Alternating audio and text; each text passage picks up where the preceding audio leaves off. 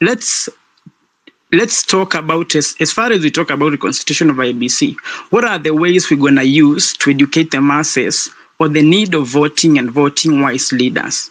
That will be the only thing to save us. That's my submission. Thank you. Muero? Yes, so when Winston is done, which is done, I'll have Mark. Mark, please speak for 3 minutes, followed by MOM. And then after that, I'll bring in new speakers. And before you start, please, I added in the comments, I added the IEBC Amendment Bill of 2024. I need people to start reading these bills because this is one way of keeping us very, very aware of the measures they're trying to enact to help them in rigging the next election. So please make sure you read this bill also. So please proceed, Mark, for 3 minutes, please, and then MOM will follow you. Thank you so much, Moiro. Just confirm if you can hear me. Yes, we can. Thanks so much, Anthony. It's an honor to be speaking in this space, especially concerning IEBC and its reconstitution. And it's important to note that this is a conversation that has been going on online. We've previously touched minds with some speakers such as Anthony on the same topic. And we must actually consider three important things when we're discussing the reconstitution of IEBC: the urgency, the importance, and the implications. Now, looking at the urgency, can we feel an urgency to reconstitute IEBC from the general public, from the parliament, from the executive? Well, to be honest, it's not really there because people don't feel the immediate need to have IEBC reconstituted at this moment, and that's a problem.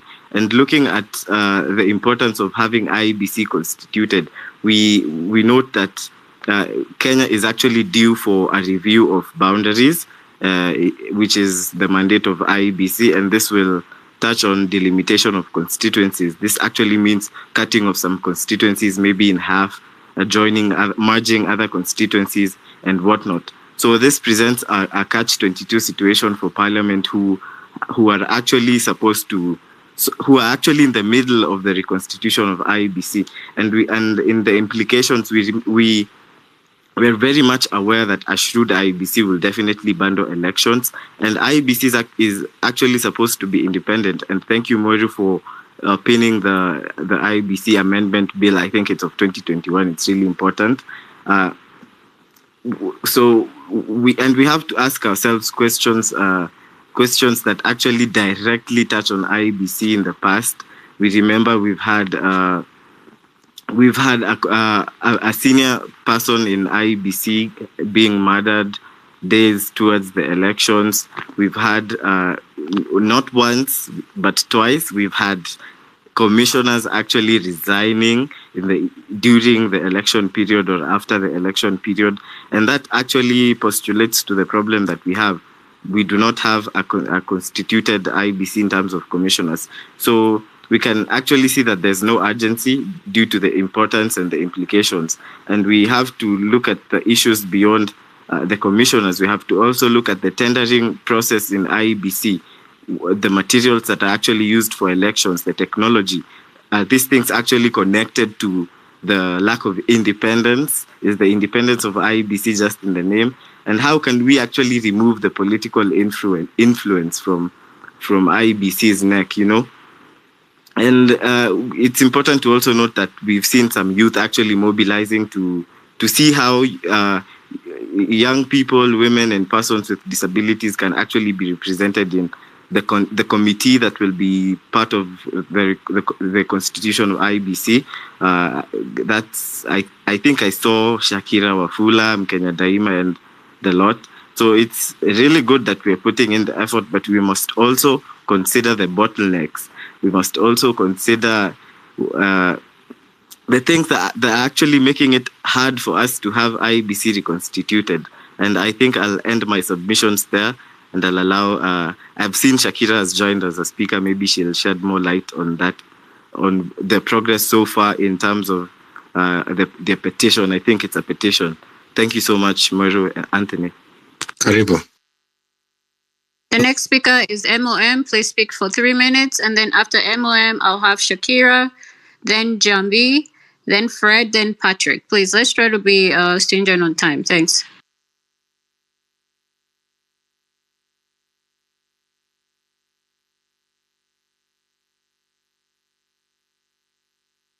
Well, I don't think that person is ready, or is it me who can't hear them?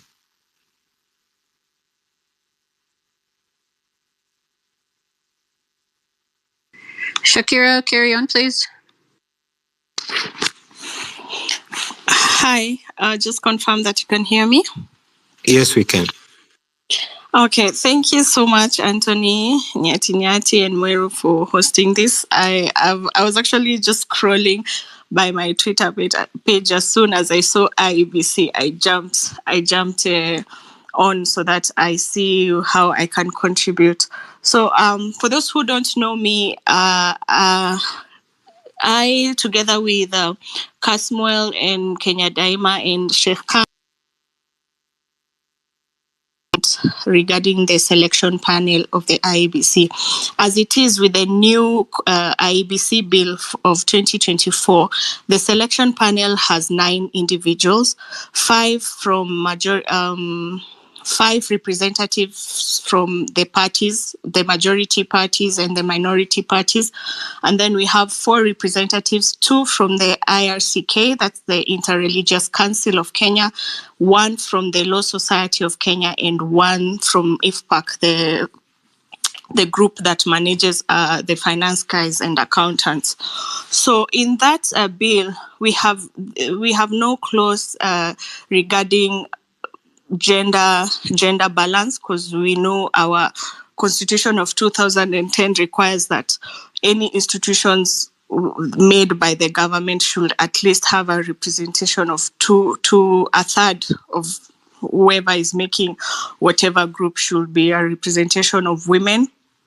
And then also in the new IEBC bill, there's no clause that calls for the representation of people with disability, and there's also no clause for the representation of youth, young people, especially that the fact that we form the majority of the majority of the citizenship of Kenya is by the youth.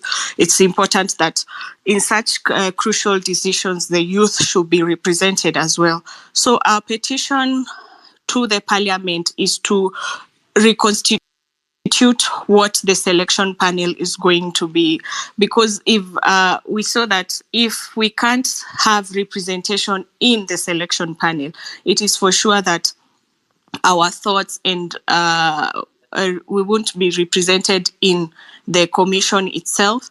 And in order to have a free and fair election is to ensure that we have representation of all people from all aspects of life. And then another thing, if we have majority of the selection panel from the as representatives of the majority party and the minority party, it's for sure when we get to the commission, it's going to be constituted by people who are going to be leaning towards the political parties, and they can be bribed, and then we can't be sure that we're going to have a free and fair election. So I feel as a people right now, as young people, we should try, we should make noise, because we put the petition on 9th of August. After that, about a week later, the parliament went on recess, and the parliament has only resumed yesterday.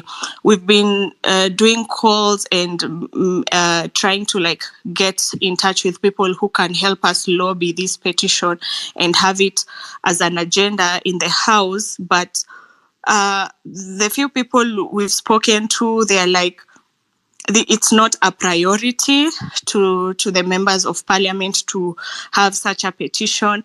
And also there's the aspect that it is not in their best interest if we push to have youth representation, a gender balance and PWD representation within the selection panel. It's going to hinder whatever control that they might have in trying to set up the commission itself. So I feel it's prudent for us to continue making noise and lobby for people to make noise about this issue, because if we let it slide under the carpet, IEBC is going to be formed and we won't have any voice. Like, we won't, how can we ensure that we actually have a free and fair election if our voice is not represented in the selection panel of the IEBC reconstitution? And then something else, Wipers Party has an active case in court since August as well, regarding the member who was selected to the selection panel as a representative of the minority party. So in my opinion, I feel like even the process itself of IEBC reconstitution is being stalled, so that by the one right now, because we don't have an IEBC, we can't do recalling of MPs or impeaching the president. So I'm not sure whether the petition that the Wipers Party, that's oh my God, what's the name of this guy? Wipers Party, I forget. Yes, I want you to hold that thought, okay? And I'll keep you on the panel. So, Tony Gashoka, I see you've been here for a minute, so you want to say something? Yes, I just want to lend my way to what Shakila is saying, but I wanted to ask the two lawyers I can see there, and Degwan and so on, in order to make this petition issue become a serious matter. Can we lobby? Could I finish this point? Could we lobby the Law Society of Kenya so that we can have lawyers take a stand? I see Mr. Deuri was also here. You know, in terms of, is it possible for lawyers to act and say, for example, have a boycott, so that the law? You see, if it's not working, how do we tweak the system?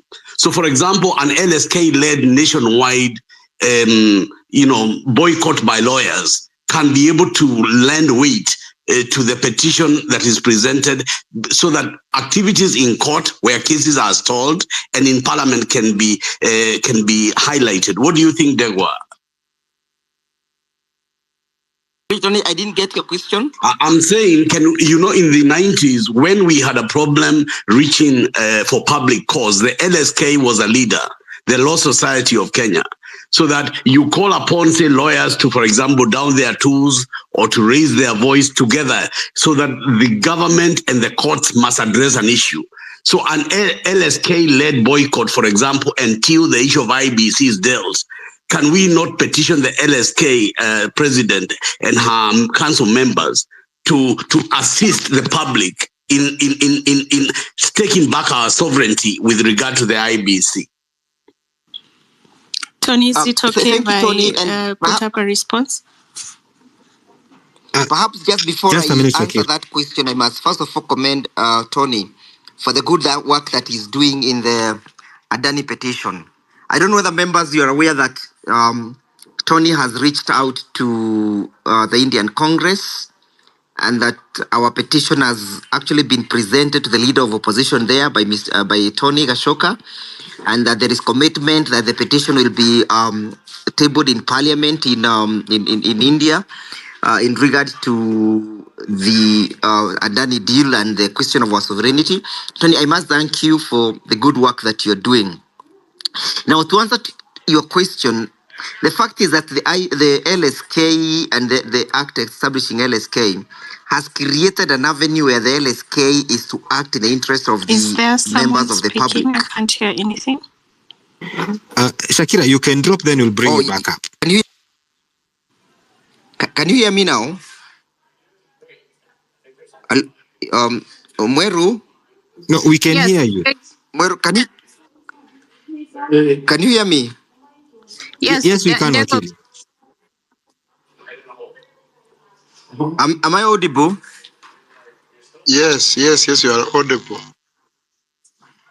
Oh, I had indicated, I don't know whether you heard my earlier statements where I was updating members on how Tony has been able to reach out to the Indian Congress. Tony asked regarding the involvement of LSK. Yeah, I was just updating members. And we did. Yes, I'm responding to that aspect by saying the LSK Act has created that avenue that the LSK can and should always act in the best interest of the members of the public. And I'm sure we are having a very progressive president who, upon receipt of such a petition, would be able to act upon it and rally members to make sure that we do our best to ensure that IBC is constituted. I think it's a great idea that needs to be given a shot, that a petition be presented before the LSK, so that we rally the society behind the whole idea for the reconstitution of the IBC. I would really endorse such kind of a move, because it is a move that it's progressive in nature and seeking to see that the issue is sufficiently addressed. Yes, I think it's a great idea. Ndegwa, I have a question for you, please. Can I just drop in, Anthony, please? Yeah, sure. Ndegwa, thanks so much for your submission and your knowledge. I just wanted to find out, isn't it a conflict of interest that we really want the IEBC to be reconstituted for good reasons, which have already been discussed, but at the same time that means holding back and then no voter registration, no voter education? We really can't question the IEBC when it's in its state of limbo. How would you navigate this? Unless I didn't find that clear. Thank you. Well, you asking whether it would amount to conflict of interest if? Oh, well, we want the IEBC to be reconstituted, but according to what Anthony presented earlier, someone in Parliament, i.e. Watangula, mentioned that the reason why the IEBC issues are not being addressed is because there are legal cases against the IEBC in court, and someone mentioned Kilonzo and something to the sort. So we want it to be reconstituted for good reasons, but at the same time, in the process of doing that, we delay ourselves towards 2020. The next election, and therefore we get less voter registration. We can't address the issues. I don't know if that's the logic I'm getting correctly there. Back to you. Well, thank you. I don't think there is any conflict of interest. The case that is pending in court relates to the selection of the panel, the members that will sit in the selection panel that will end up interviewing the commissioners will subsequently constitute the IBC. That is the dispute that is before the court. And that is because the IBC Act as amended proposed that political parties will play in the process of selecting the panelists. So the panelists who are selected, as I indicated earlier, by the Political Party Liaison Committee. And the Political Party Liaison Committee is a committee that is constituted by all the registered political parties in Kenya, were given 2 slots. And as a result of those 2 slots, that a case ensued on the basis that the slots should have factored in the gender question. And you realize that the panelists cannot be constituted if one of the stakeholders and players has not proposed a name or the names of the individuals to sit. So I don't think there is conflict of interest.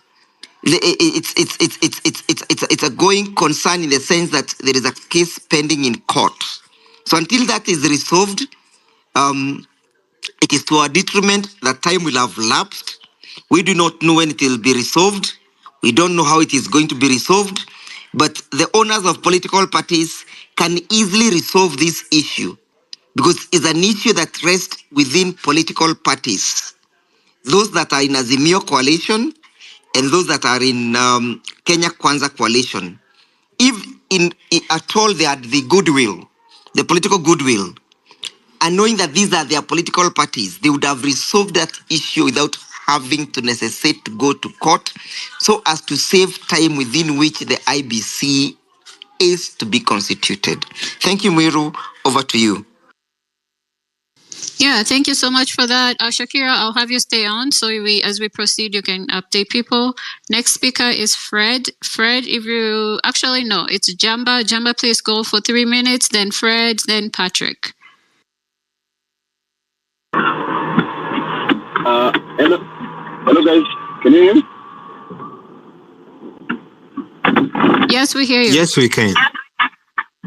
Okay, thank you very much for this official opportunity you guys have granted me. Mine was to add on the Ruben Kigame angle, because Ruben Kigame was technically knocked out of the race at the last minute. They kept him. The IBC actually refused to pick to clear him. They kept on postponing the day of clearing him. He kept on insisting, and then on the last day, he was at Bomas, and Chebukati was sitting somewhere up there, and Ruben Kigame was sitting somewhere down there. And up to the last minute, Chebukati walked out of Bomas, and Ruben Kigame and his team tried to reach out to Chebukati. And when they asked Chebukati why he did not clear RK, Chebukati rudely asked Ruben Kigame, "I was there all day. Didn't you see me?" And mind you, Ruben Kigame is blind. I think someday you guys should invite him and hear his side of the story. So all I'm saying is that like the speaker who spoke earlier, I think his name is Eric. The system is rigged, and we really need to watch out. We really need to be vigilant about the IBC, because the IBC is the cog that will make everything happen. All these things are Adani's. I hear Adani guys had made approached William Ruto before the election. All the billionaires that fell out with Uhuru had approached Ruto before the elections, because they know after the elections in these countries are a do or die kind of an affair. You saw what happened in Rwanda, where Kagame won at 90-something%. So the IBC is where all our focus should go to, because they have the capability to rock out our candidate, the candidate that we feel that we all support. They have the capability through their representative, through the corruption and the people they put there in the IBC. They have the capability of rocking out the candidate that we feel that can represent us, the candidate that will support by then. Before Kigame, there was Mukiza Kitui. They managed to elbow him out, and of course there are candidates like Wajakoya. They always keep him there. Before Wajakoya, there was yes. Now, I appreciate your presentation, but I'll ask you to land in 2 minutes. And meanwhile, in 1 minute, okay. Nyati and Mweru, if you can see Senior Kansukibe Muigai, you can pass the mic to him. Yeah, So, I keep Jamba, trying 1 to minute. add him, but I don't know. He's not connecting. So he has to keep trying. I keep trying to add him. It's not connecting. Okay, noted. Can I go ahead? I give you 30 seconds to land. Okay. As I said, there was Wajakoya. Before Wajakoya, there was Dida. There was Maura. There are candidates that they would allow, but they know these candidates are not a threat to them. So I saw Morara here sometimes back. He needs to, and others, all of us, I think, we need to really watch out on the IBC, because IBC means everything if we are to win this thing at the election, if we are not going to overthrow Ruto before that time comes. But my hope and prayer is that we overthrow Ruto before that time comes. That's my submission. Thank you, everyone. Thank you. I think Fred is next. Yes. Do you hear me? Good evening, everybody. Go ahead, Fred. We can hear you. I think in the space we have brave brains. We have Ndewa, we have Morara, we have Tony Gasoka. My question is, do you think that the Ruto won the general election of 2022 in a free, fair and credible election? According to me, Ruto hakushinda kihalali. So we are telling young generation of Kenyans that go and register as voters. Go and register, have your IDs. So mimi ninashindwa, nani akona system? Ni uchambazi mwenye anaitwa Ruto ndiye akona system. Nimefanya research. Hakuna ID kwa Huduma Center ambao zinatolewa. Kuna wenye walichukua ID zao January. Up to the moment hakuna ID asijatoka. Lakini serikali inaambia watu go and collect your IDs. Ambapo ni uongo mtupu. So si huku space tunashinda tukiambia watu you have to register as voters. Wapi IPC? So kidogo tu. I think tunaongelelea reconstitution of the IBC. Okay? So kuna space mtaweka ya ID, which I know is a very important part in you being able to take part in the elections. So next week we shall be having that topic. But as we do that, I want to bring in Morara if he's ready. Then we can circulate more. Morara, are you ready? Yes. Can you hear me? Yes, you're clear, Morara. Go on. Good evening, everyone. Thank you for having invited me to come and speak here. Now, as I always say and will continue to say, Kenya is a crime scene. It's a crime scene including the constitution of the IEBC. Because as you can see, the new law that we have is a compromise by politicians. The details, because the devil...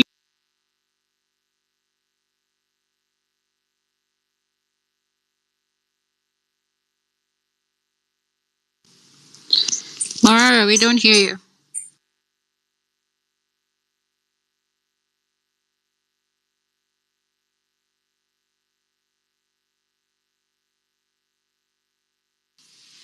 So I do not have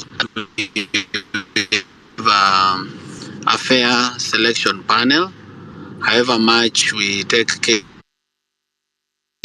I'm already ready for an unfair selection panel.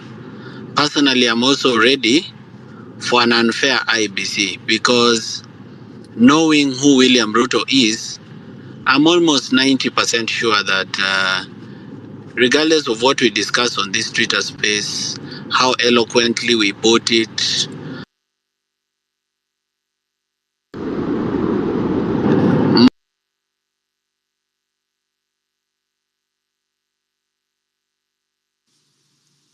Do you guys hear him? No, he keeps on dropping. I think either he's on transit or something. Yeah, he's on the road. It looks like it. No, we've lost him. So, Morara, if you can hear us, your net keeps... as senators, others are... Morara, I apologize for this, but we can hear you. You keep breaking off. In terms of what can come out of that IEBC, I'm not hopeful. And I also know that even if we get the selection panel and they select the IBC commissioners, even if we have people of integrity there, one of William Ruto's specialties is good to people who lack integrity because he really knows how to buy them, and if he cannot buy them, he threatens them. So I'm already worried about that and what effect it will have on our country. But from where I see it, the way I see it, and the solutions to it, I see it a bit differently. First, I see it in the sense that even if we have an unfair IEBC, if we defeat in an election by a very huge margin, if we defeat William Ruto by an extremely huge margin, ile yenye he is at 65% and we are at 65% and he is at 35%, regardless of who the candidate will be, anyone who is maybe a coalition candidate, if he is defeated properly, 65%, 35%, ile yenye mtu wa kwanza akiwa 4 million votes, here ako 1.2 million votes. That way, he will have to concede defeat and he will not be able even to redeem the amount of money he has bought that commission. So even if the commission is compromised, everything will be in black and white. So I am worried about the kind of IBC we are going to get. Personally, I've given up hope in terms of getting a free and fair IBC, because you've seen even what he did after the Gen Z movement. He is a master of withdrawing technically, looking like he has been pacified, looking like he is listening. Then once the people calm down, he comes back with the same old things. He comes back and restores everything. Wizi sasa kwa serikali is back full swing. The cabinet is back full swing. Everything that was there before the Gen Z protest, it is back in full swing. Meaning he really knows this thing about self-preservation.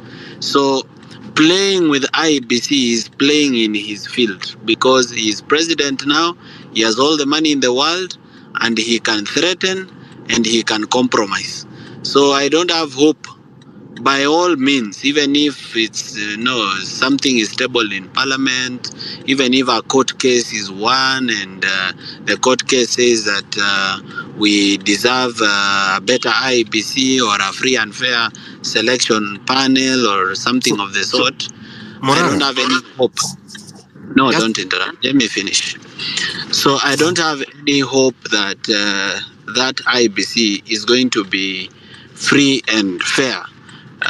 Because again, you should also remember that he has compromised the parliament and he has also compromised the courts, so much that we have an acting inspector general who is a convicted criminal but cannot be taken to prison, and they were even taking photographs with him today. So Kenya is already a mafia country, it's already a criminal enterprise. Let's not be too realistic, let's not be too expectant of anything useful to come out of this institution or anything legal. Let us strategize on how we will transform the nation early enough. We need now to start thinking about it, how to organize, how to plan, and if it is possible to have this government removed before 2027, that would even be better. But if we have to remove them in the ballot, then the only solution is to defeat them by a huge margin. Those are my thoughts. Okay, Tony, I see your hand is up. Yeah, I have a question to my brother Morana. It's not a request. If we are able to write a petition to the Law Society of Kenya with a view to boycott the legal proceedings in the High Court or in the courts in Kenya until we find a resolution to the IBC. This is a maneuver that was tried in the 90s when I think Paul Muite was the chairman of the Law Society, where we do not address Ruto or Parliament, but we are, and this is what Degwan was talking about, that the Law Society have got within their constitution a safeguard to the betterment of the people of Kenya. And if the lawyers were to boycott their industry, we can bring the courts and we can bring the government to its knees on an important issue of public policy. And I was thinking, and one of the reasons I was looking for Morara all of yesterday was because he can take that message out there. If we can have enough lawyers, and Senior Kibe is trying to join us on the line, Kibe Muigai, and Degwa is here. If we can get a number of those, and I saw the former chairman of the Law Society, Deuri, was here, can we be able to have a petition and move the LSK to a kind of an action, a boycott of court activity until we have the IBC issue addressed? I'm asking Morara to respond.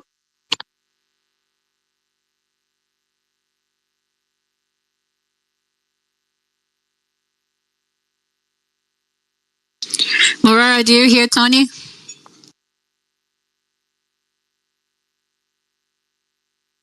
Oh, it doesn't look like he's responding. No, I'm here. It's just that immediately he began speaking, I lost him. Do you hear Tony? So I'm unable now to... Can you hear me now? Oh, unfortunate. Can you hear me? Okay.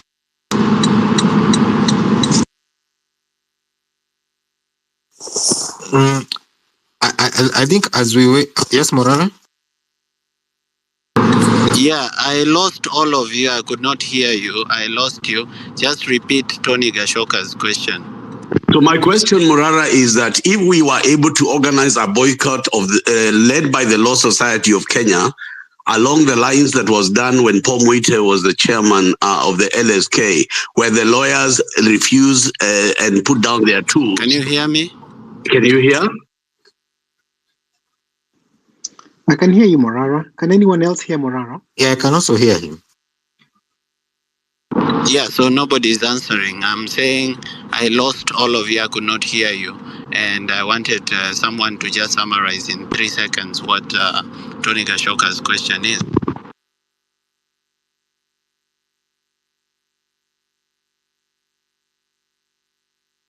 So, Morara, can you hear me? I can hear you, yes.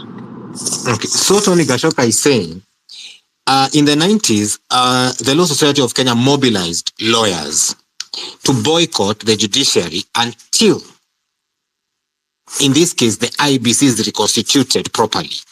So what we are doing is, and we requested Wakili Ndegwa to do it, is do the same. And he said that is something they can organize so that we get a proper constituted IBC. Will that give you hope that we shall have a good, reconstructed IBC? Absolutely, yes. Now I'm happy with the direction that this conversation is taking, because let's not be too realistic. Let's not imagine that we are in a functional country.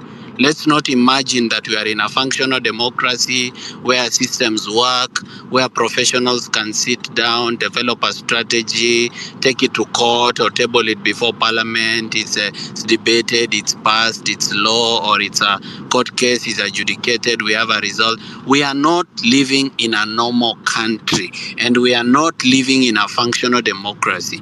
We are living in a criminal enterprise where criminals know that they've stolen from Kenya. They want to continue stealing from Kenya and build an empire out of Kenya with poor people, assisted by all leaders from top up to the bottom in the MCA. And these people would stop at nothing. In fact, that law that says that in the absence of the chair of the IEBC, nobody else can take precedence, is enough a law which William Ruto can use to abduct. Remember, he usually kills. So abduction for him is not a new trick in his playbook. It is something he can do anytime. He can abduct the chair of the independent institution. And let me just also take this opportunity to also remind Kenyans that hii mambo ya independent offices and independent institutions, it died a long time ago. Our constitution created the parliament, legislature, and judiciary. And then it created independent offices and independent institutions. One of the independent institutions it created is IEBC, which clearly, as you've spoken, is not independent. Let's come to other independent offices.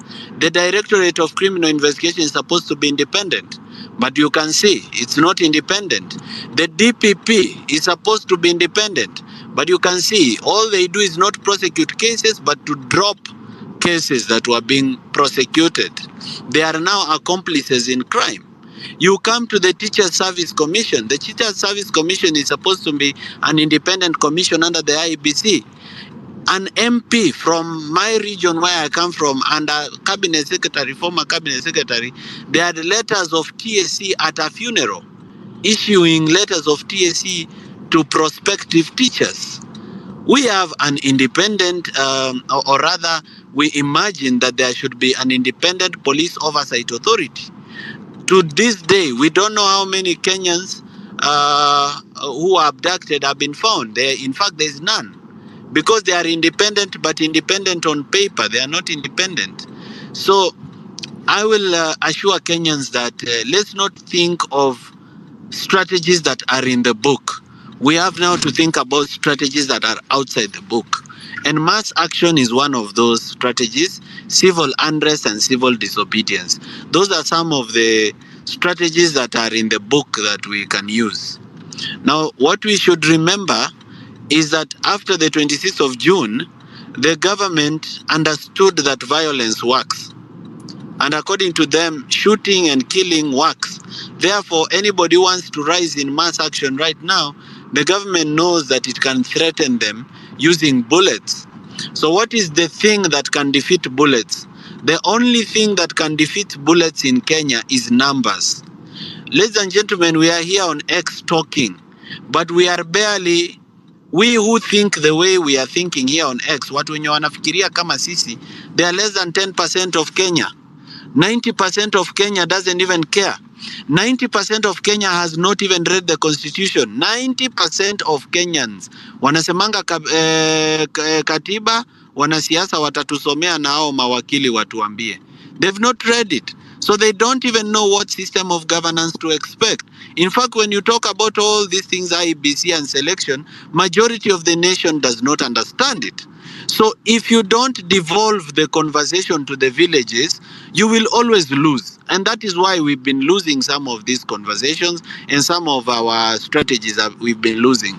We've been losing because we don't have the majority of Kenyans behind us. And the reason we don't have the majority of Kenyans behind us is because they lack knowledge and nobody is reaching out to them to give them knowledge. Their source of knowledge is politicians, because politicians are the only ones who've kept in touch with them. They are always with them in funerals, always with them in public events, so they own the monopoly of lies. We who are on this X space, regardless of our professions, whether we are lawyers, engineers, strategists, academicians, whoever we are on this X space, we need to understand that this battle will be won on numbers, and the numbers are in the villages. You see, even if you want to create mass action to demand for the president to appoint the IEBC, the president already knows his playbook. He will just go to some village, hold a rally at the village, lie to the villagers, and since those villagers are 90% or 80% of the country, he wins their hearts, and that is it, and you lose it. So the rest of us, we now start looking like intellectual fools. We start looking like people who amount to nothing, when actually we are the people who are right and the majority is wrong, but we are not reaching out to majority to tell them why we are right or why we say things the way we say them. And you see, the media, because of advertising deals with government, is not playing the role actively as an informer of the public. They keep bringing panelists who are not known for any wisdom, who lack knowledge in anything. They just keep bringing people to come and abuse each other on television for entertainment. They don't take up that role to inform the public so that the public can be better informed about what type of governance should be happening in Kenya and what is happening. So let us start thinking about how we will first devolve the conversation. Then secondly, once we've devolved the conversation, can it be owned by majority of Kenyans? If majority of Kenyans own it and they say, enyewe tunakubaliana na nyinyi, we need this, I can tell you, William Ruto will be shaken to his roots. He will have to run and organize that political class that have ganged up with him, including those opposition leaders, and find a way to do that IEBC. But for as long as he has the support of the villagers, ours is just intellectual noise, an academic exercise that amounts to nothing.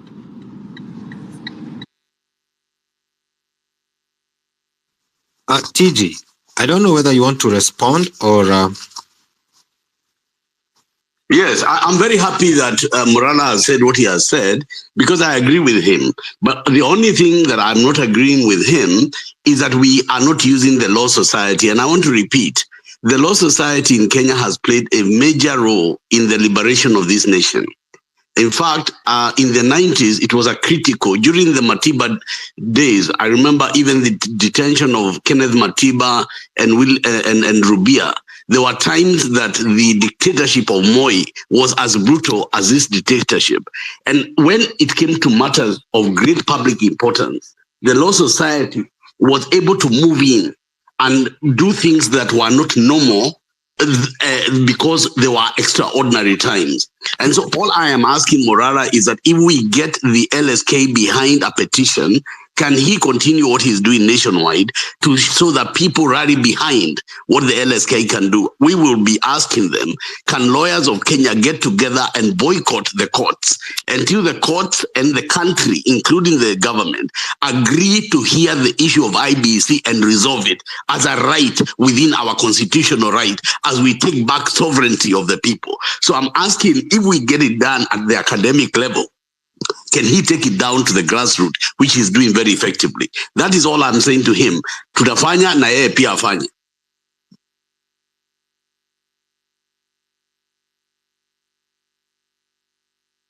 Morara, did you hear Gashoka's rebuttal? Or if you didn't, I can repeat it for you. I didn't hear anything. I don't know why. No worries, Morara. So, this is what Tony Gashoka is suggesting, because this is what we do every time we come on space. We discuss and we come up with a solution. So, because we have the Law Society of Kenya well represented in this space, I hope I'm clear to you, Morara.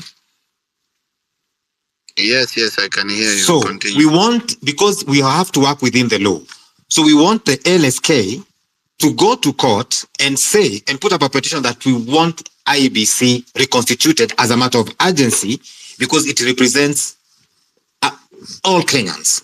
Now, for us to be able to put pressure, it must be pressure from the court and pressure from the ground. Now, we can put pressure on the court, but you as Morara and your movement, you are very effective on the ground. So we have a teamwork. Once we launch our petition to the High Court, now we move on the ground and and ask Kenyans to say that this IEBC matter is now a national matter that needs urgency. Can we can we make such a declaration today to Kenyans? That is a very brilliant move. That's a very brilliant move because essentially what that move says, it says that let everyone do what they can do best. And since you know the courts better, and since you still have hope in those courts, and it's not lost, we can make it an attempt. Let everybody try what they can. Let musicians make music that is revolutionary. Let you guys also go to court to seek orders that this is now a matter of national urgency. And meanwhile, those of us who have lost hope in those courts, let us organize the streets. And me, I'm willing to call everyone to the streets for mass action against those people. So I can put enough pressure from the streets and you can put enough pressure in court and we can make headway. But it needs good preparation. It should not be by surprise. There should be good preparation in the minds of Kenyans and good coordination and good timing also. Good timing. Thank you, Morara. I hear you. And one of the things I'll promise you, on this space we promised Kenyans we shall stop Adani in court. We shall petition the Indian government, and we've done exactly that, and we are getting results. So what we are going to do, with the permission of the legal team and the Tony Gashoka and his team, we shall do the petition and we shall coordinate with you. Once we have the plan, I assure you from our end, we shall coordinate and we shall execute in a very successful way. That's my commitment to you, Morara.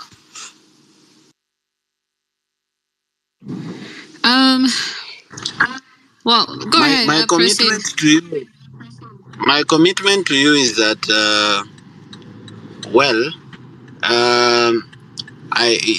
you are doing everything that you can for your nation, and that has to be, we have to give you flowers and hats off for everything that you're doing. Me, I will do my part, and my part is to rally people. Essentially, my influence is supposed to be used to rally people and to lead people towards change in our country. So if the rallying call should be, we want IEBC now, mimi ni nani? Niko tayari. I will wear my gumboots.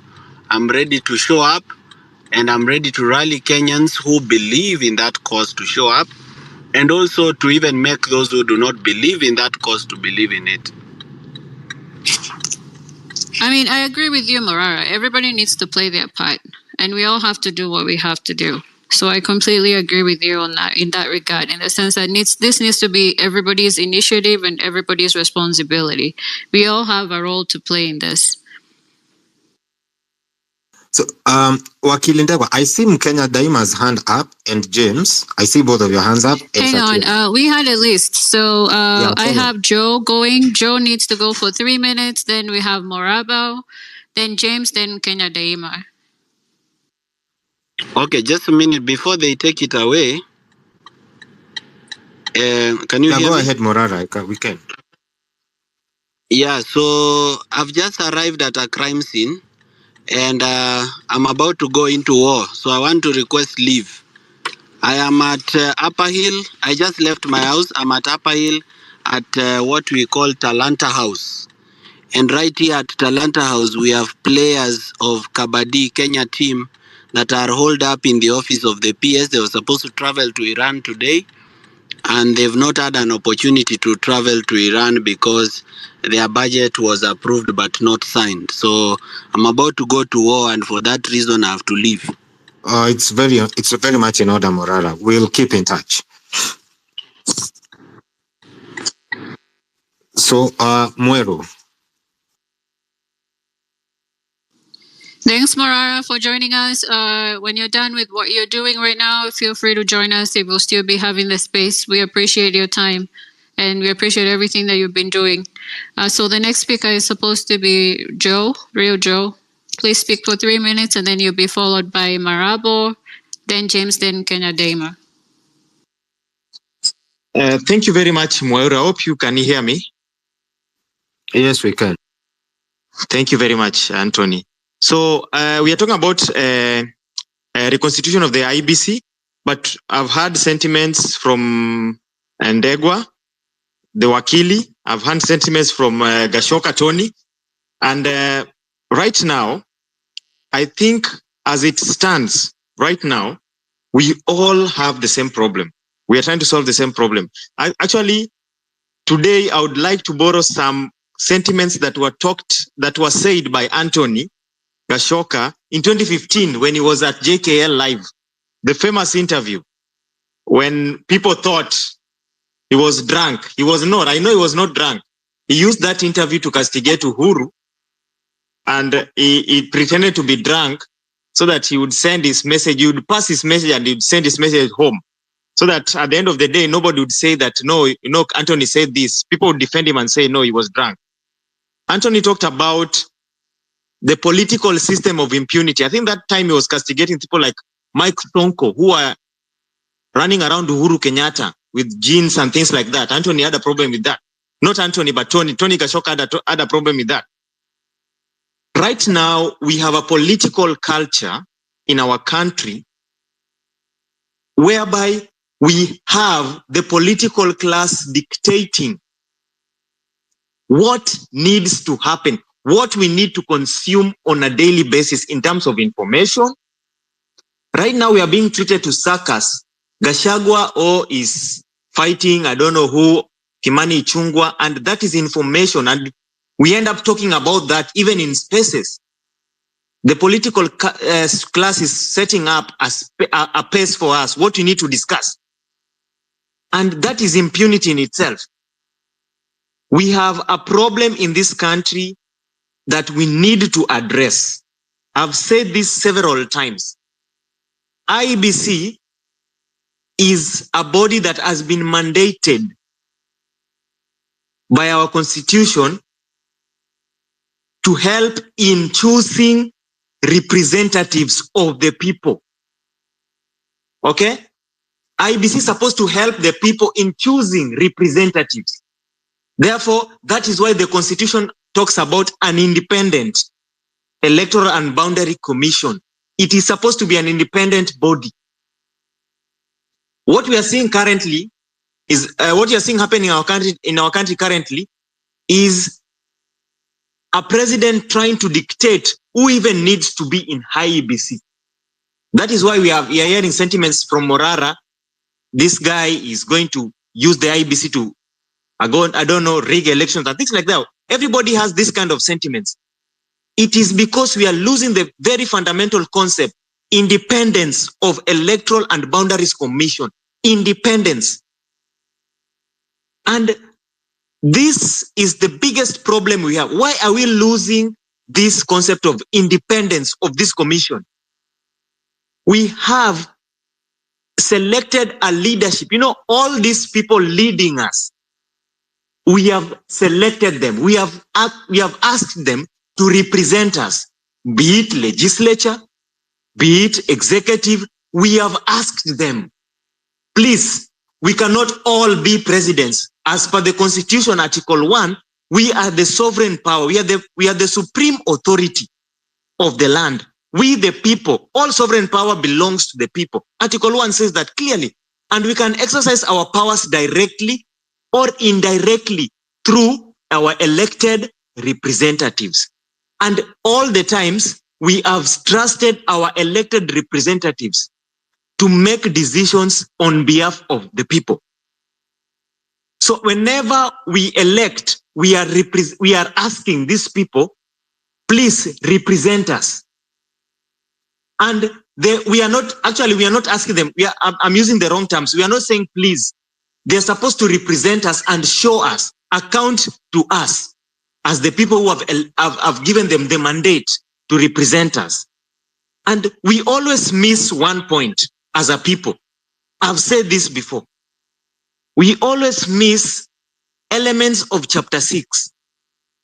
The people we select to represent us, do they meet chapter 6 of our constitution? Are they professionals in terms of leadership? Do they have integrity? In fact, chapter 6 doesn't even require you to be a professional. It only requires you to have integrity. It only requires you to have integrity of leadership. Do we select people with integrity to lead us? Do we? We don't. We don't select people with integrity to lead us. That is the biggest problem we have in our country. And that is what we are trying to correct. I remember, as I was speaking previously, in that interview 2015, Tony Gashoka, he remembers what he was talking with Jeff.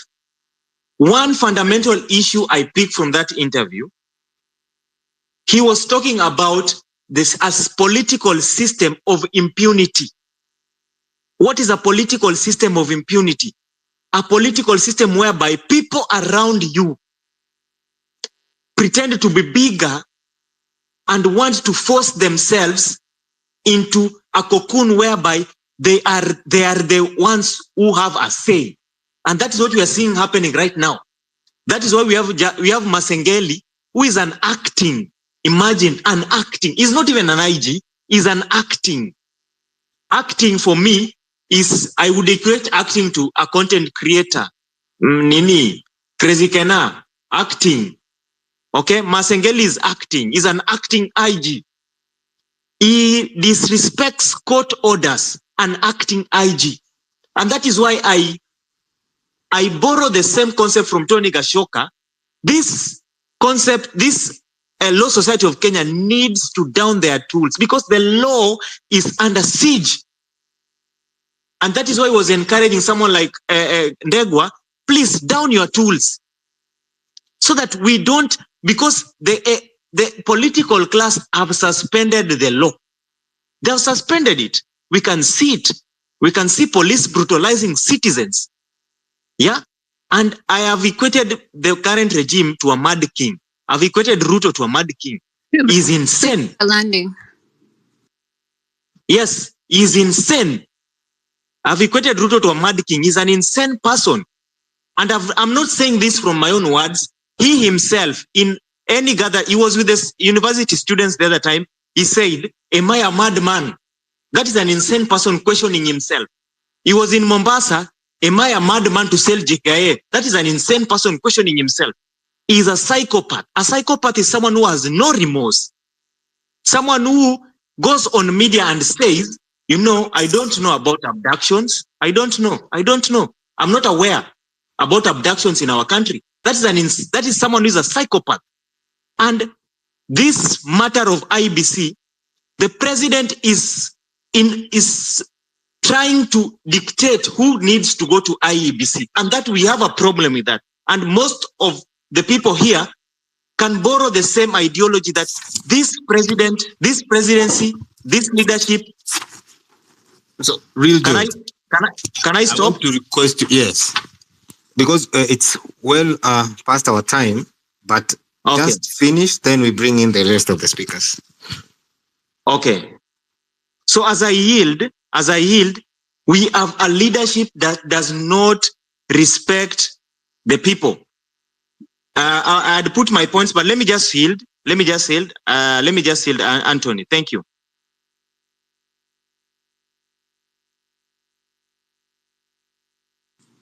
Thank you. Next speaker is Morabo. Please keep it at 3 minutes.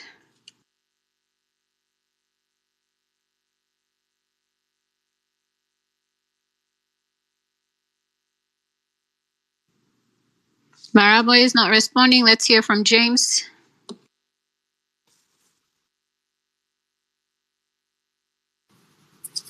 Yeah, good evening, everyone. Am I audible? Yes, you are.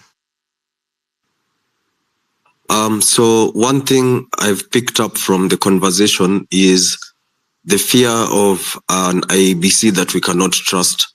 So from a solutions perspective, a team we have been working on a public participation portal. It's called Mkura, where you can vote or make your voice heard on practically anything.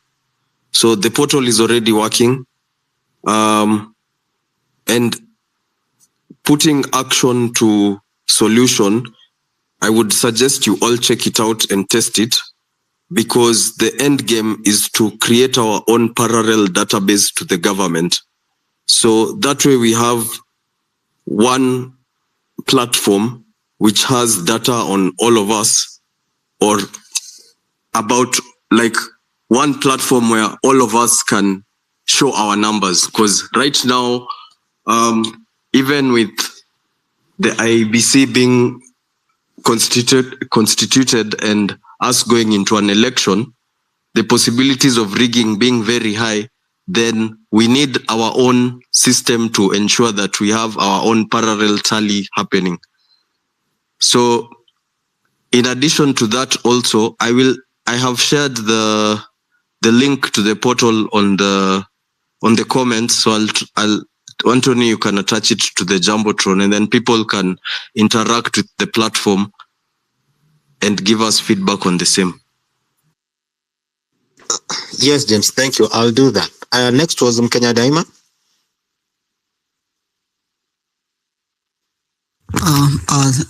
Thank you, Anthony. Mine was brief, and it was on the reconstitution of the IEBC. This is a matter we foresaw since the NADCO report, and it was really brought to my attention when I saw all the politicians celebrating about the NADCO report. The NADCO report is 520 pages, and it is where our petition that to the parliament on 9th was born out of. One thing that you realize with the NADCO report, and even if the IEBC was reconstituted today as it is, now there are 9 positions. First of all, I need you to understand, if the IEBC is reconstituted based on the NADCO report as they passed it, we stand no chance. The reason why we stand no chance, it's because 5 out of the 9 seats they are from the political class, and 2 are in the religious council. And one crazy thing is, our religion now has what I would call an holy matrimony with the states. That's the church. So probably 6 out of the 9 might not favor us, because the only people who are there is 2 in the panel are supposed to be from the majority party, which is Kenya Kwanza. The other 2 are from Azimio. The other 2 2 are from the Religious Council. Now we are standing at 7. The other one is supposed to be ISPAC, and the other one is LSK. So when you listen to that, they form 9. They form 9 in the Constitution panel. And now when you look at that, there was nowhere have been left out, and youth being left out. It was on the point. So it means even in the voting block, we also form 70%. How is it that 70% of the most important decision-making process, like IBC Reconstitution, as it is by the Constitution? So that's why we created that petition that seeks to restructure.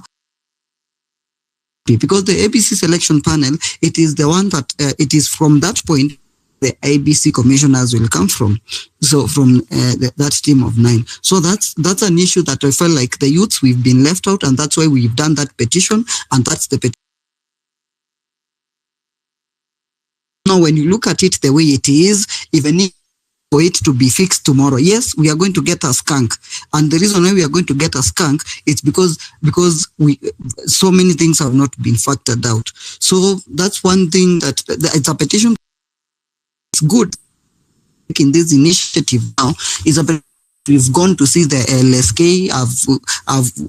Me, Shakira, and Kasmuel. We've met Collins Odhiambo, the LSK advocate for the parliament. So we've tried to meet several people. We've met minority whip, that is Madam Millie Odhiambo, to make sure that the petition gets ready. Thank you. As we bring in Degwa, there's one thing Morara said about people going what we call mandamano. I want you guys to know, before the Prime Minister's post was made, it did not exist. It came into being because people went to the streets.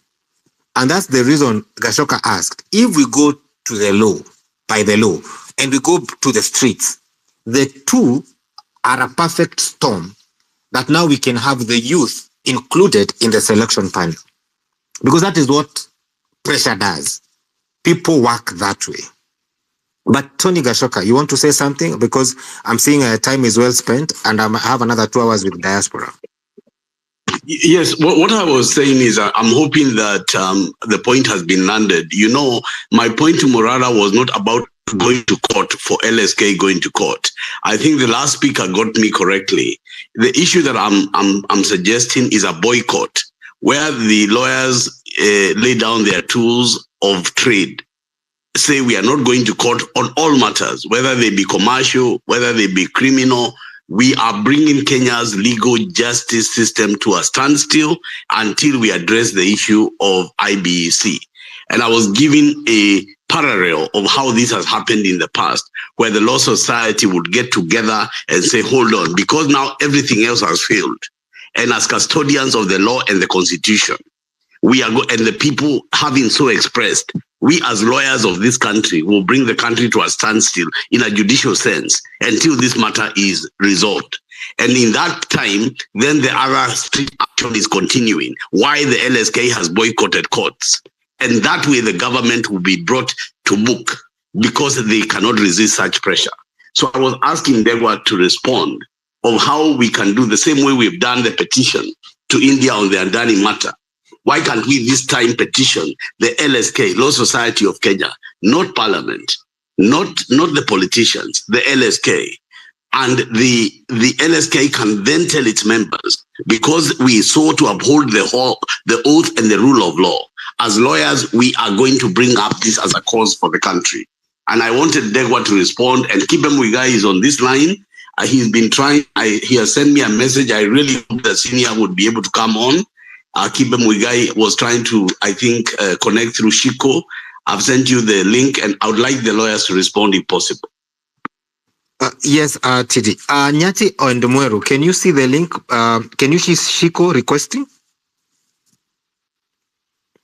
Yes, I just added her. Thank you. Then now we have Senior Counsel Kibem Wigai, and it will be really good to hear from him. Let him go next. Yes, let him go immediately. He's next.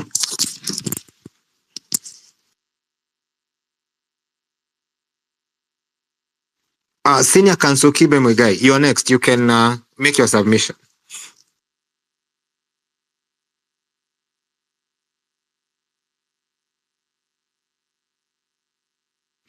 Looks like he's not responding. Yeah. Oh, okay. Senior Counsel, I see Shiko is on. I can see her right now. So if you can hear us, give us a 100. Or you just unmute and make your submission.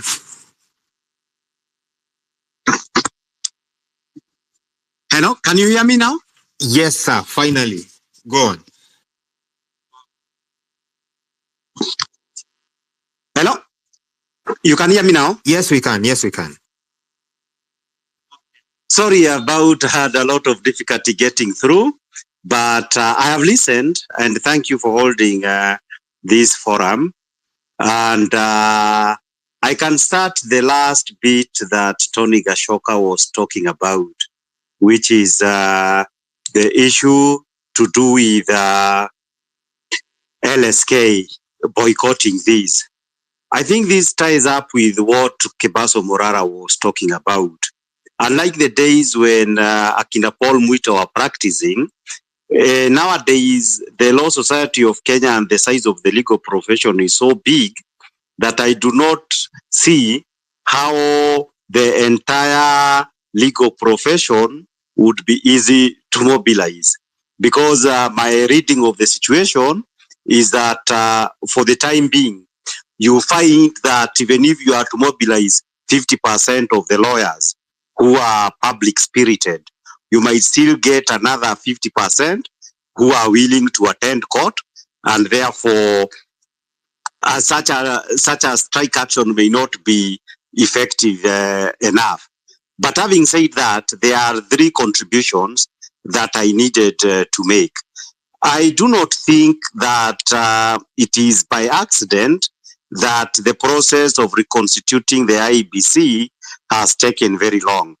If you look at countries like Ukraine, countries like South Sudan, it is now becoming the norm that part of the strategy of dictators who want to hang on to power is to ensure that there is no electoral body. And you had that, by the way, also in the Congo, the DRC, where you do not constitute an electoral body, and then you either extend your stay in power or you trigger a constitutional crisis. Talking about a constitutional crisis, and that is my point too, there is a critical issue which I have always suspected the government is aware, but the majority of the people of Kenya are not aware of. And that particular issue is this. Today we have 290 constituency and 1450 wards for one simple reason, that in the year 2012, in March, there was a legal notice that was published to divide Kenya into 290 constituency and 1450 wards. This legal notice was going to be in force for 20 years. What this means is this. The legal notice expired in March this year, which is to say that if today something happened and it was necessary to hold a general election, we do not have electoral units to hold elections in Kenya in accordance with the Constitution. This is a legal fact and a serious one that leaves a very serious vacuum in our law that amounts to a constitutional crisis. But how do you trigger this? The manner in which I am suspecting that this will be triggered. Remember, under Article 88 of the Constitution, the constituency must be reviewed, and this is a must, in order to create a new constituencies for purposes of the next election. So that the two issue is not one of choice. there is no constituencies demarcation for purposes of the next general elections in 2027. I am sure government is aware of this. Therefore, what this means, the more that you delay the coming into existence of the IEBC, it will mean that they will face you with the issue, and do you know we do not have constituency? If Kenyans come to realize this fact in the year 2025 or 2026, then there is no way that the next general elections is going to be held because of a technical constitutional reason.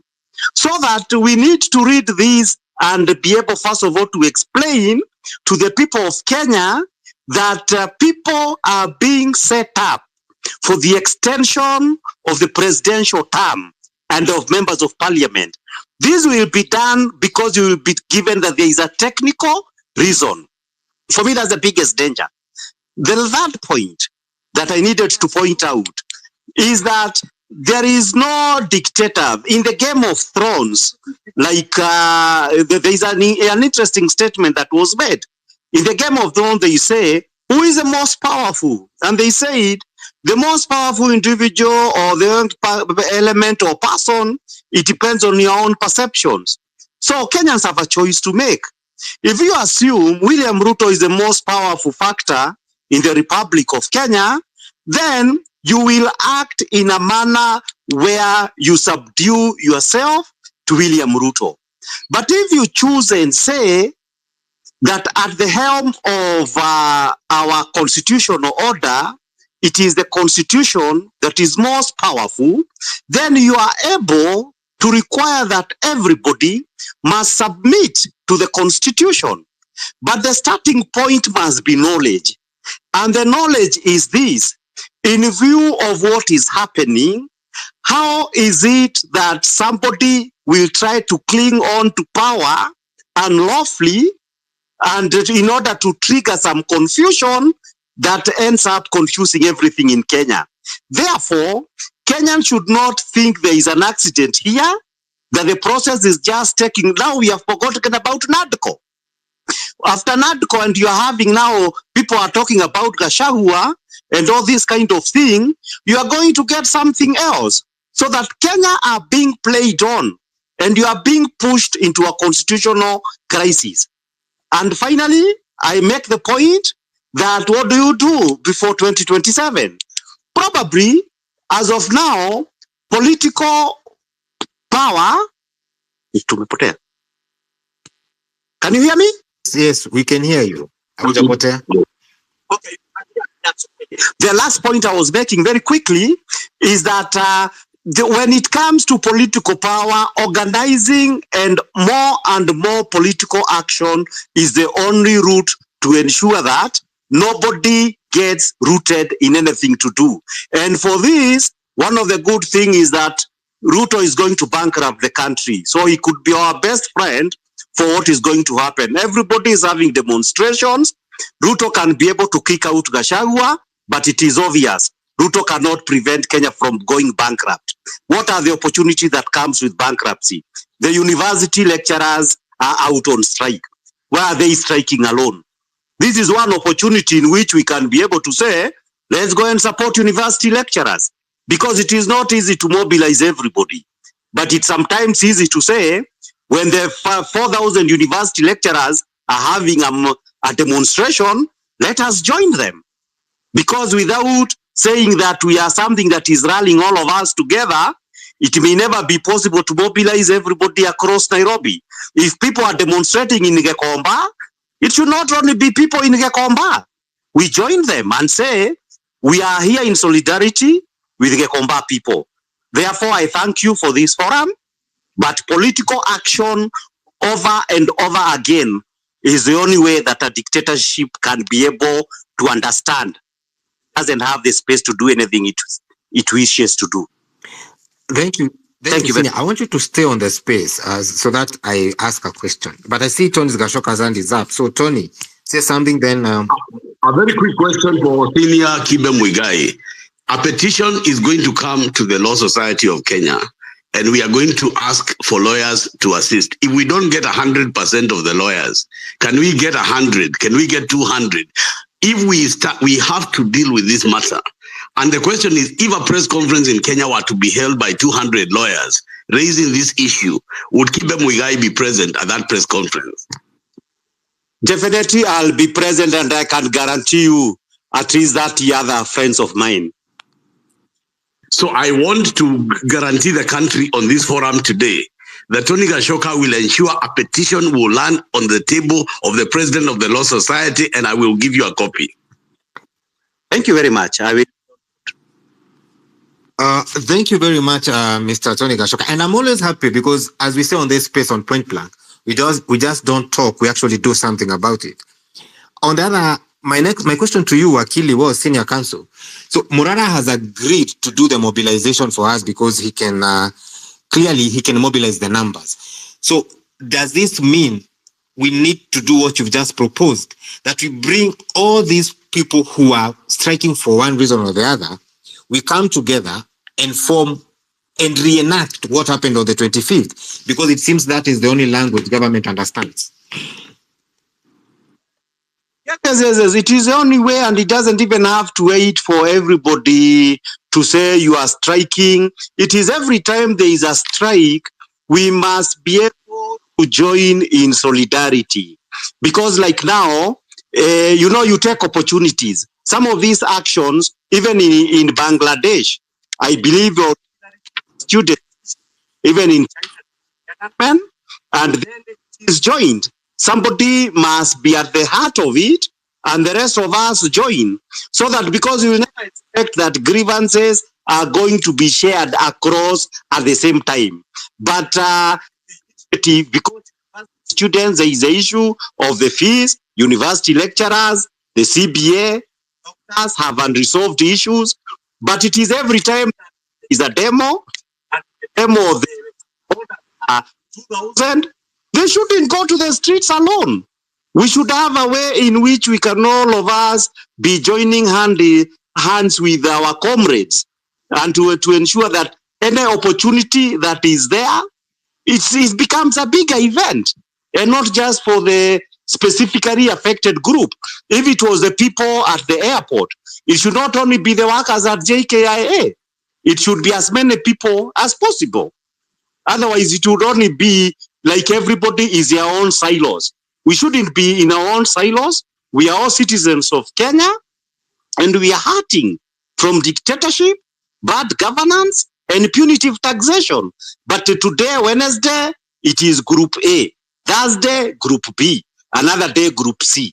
It will never work to be a big thing, big enough to scare a dictator.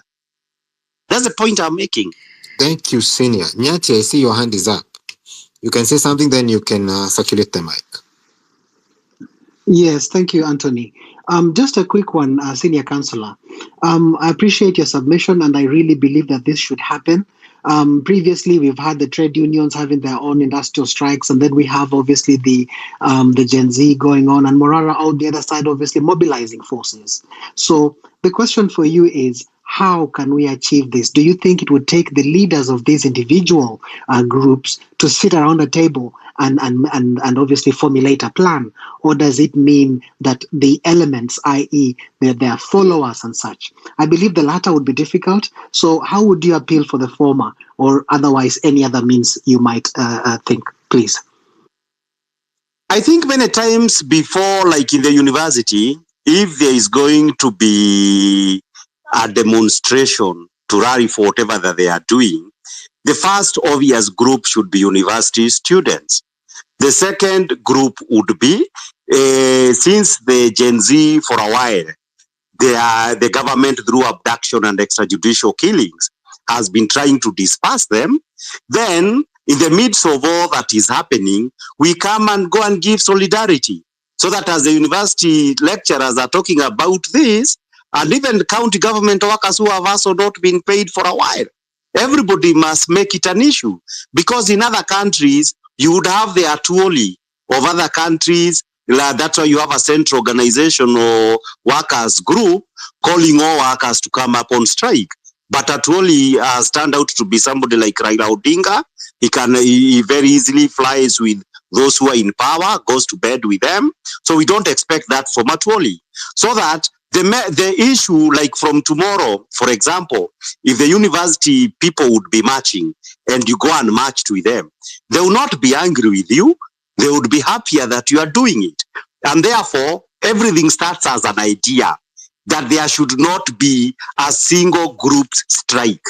A strike by doctors should bring teachers on board, should bring students on board, and other Kenyans who are in this space of agitating for reforms. We should say this is our opportunity. Try to make what we are making. This is what is happening in Israel with Netanyahu. You find very many groups congregating at the same time. You find groups who want him to go out, groups who want people to be freed from Gaza, and you find people just who thinks this or the other is not working in Israel. So that any strike that is there, the farmers disgruntled, we ensure that it is expressed whenever that opportunity comes. That's the point I am making. It starts with the idea that the idea is out there, because like from today, some of these people are known. If you are a leader of a certain group, for example, Morara, when he was there, and he said, if he's convinced that tomorrow, if you will be marching, we are going to mobilize.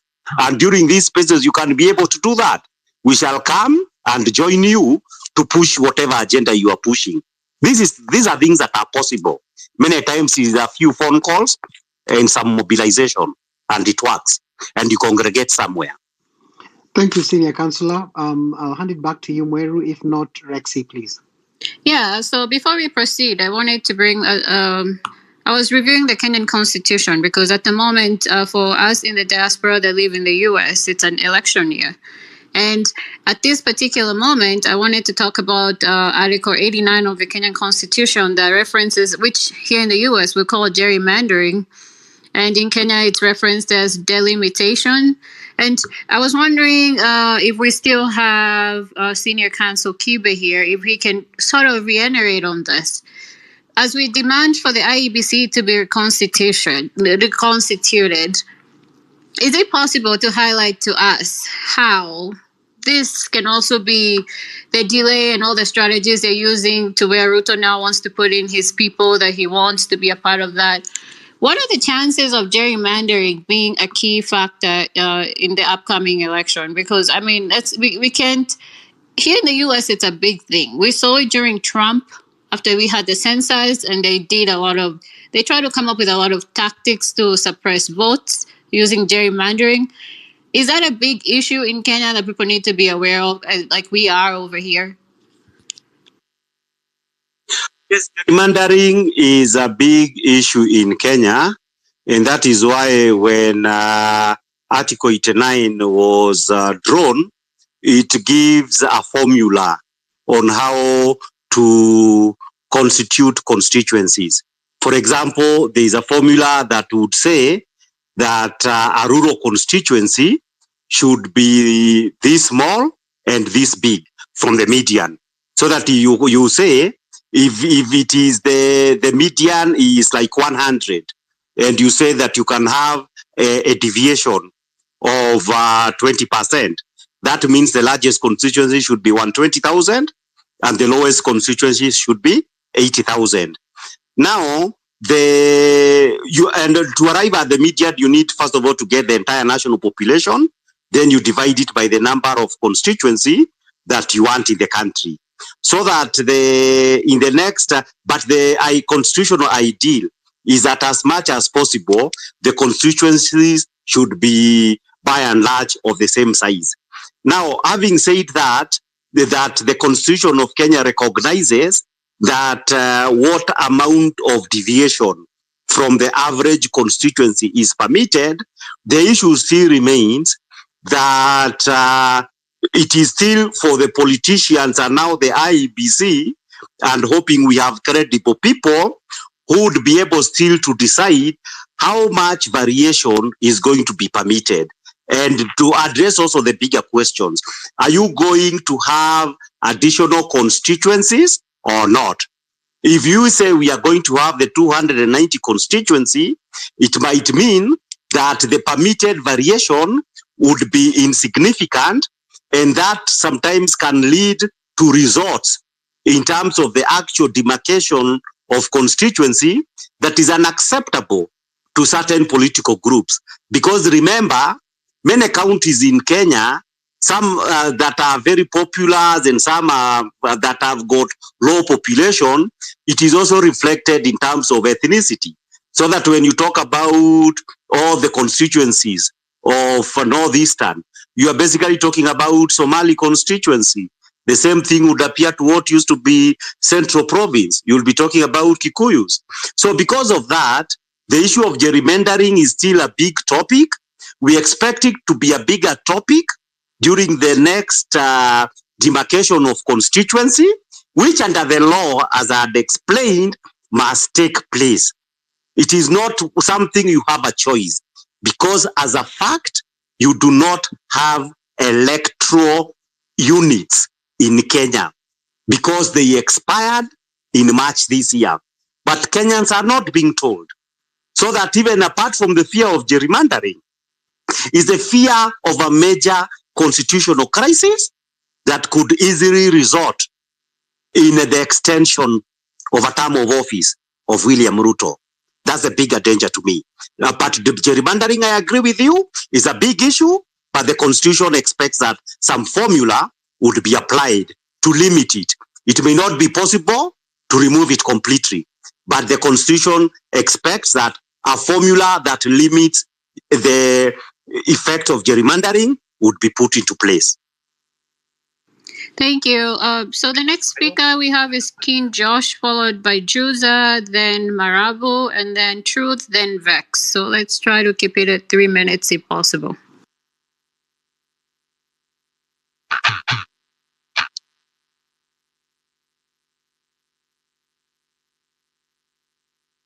It looks like King Josh dropped. Juza, please proceed. Hello, I hope everyone can hear me well. Yes, we can.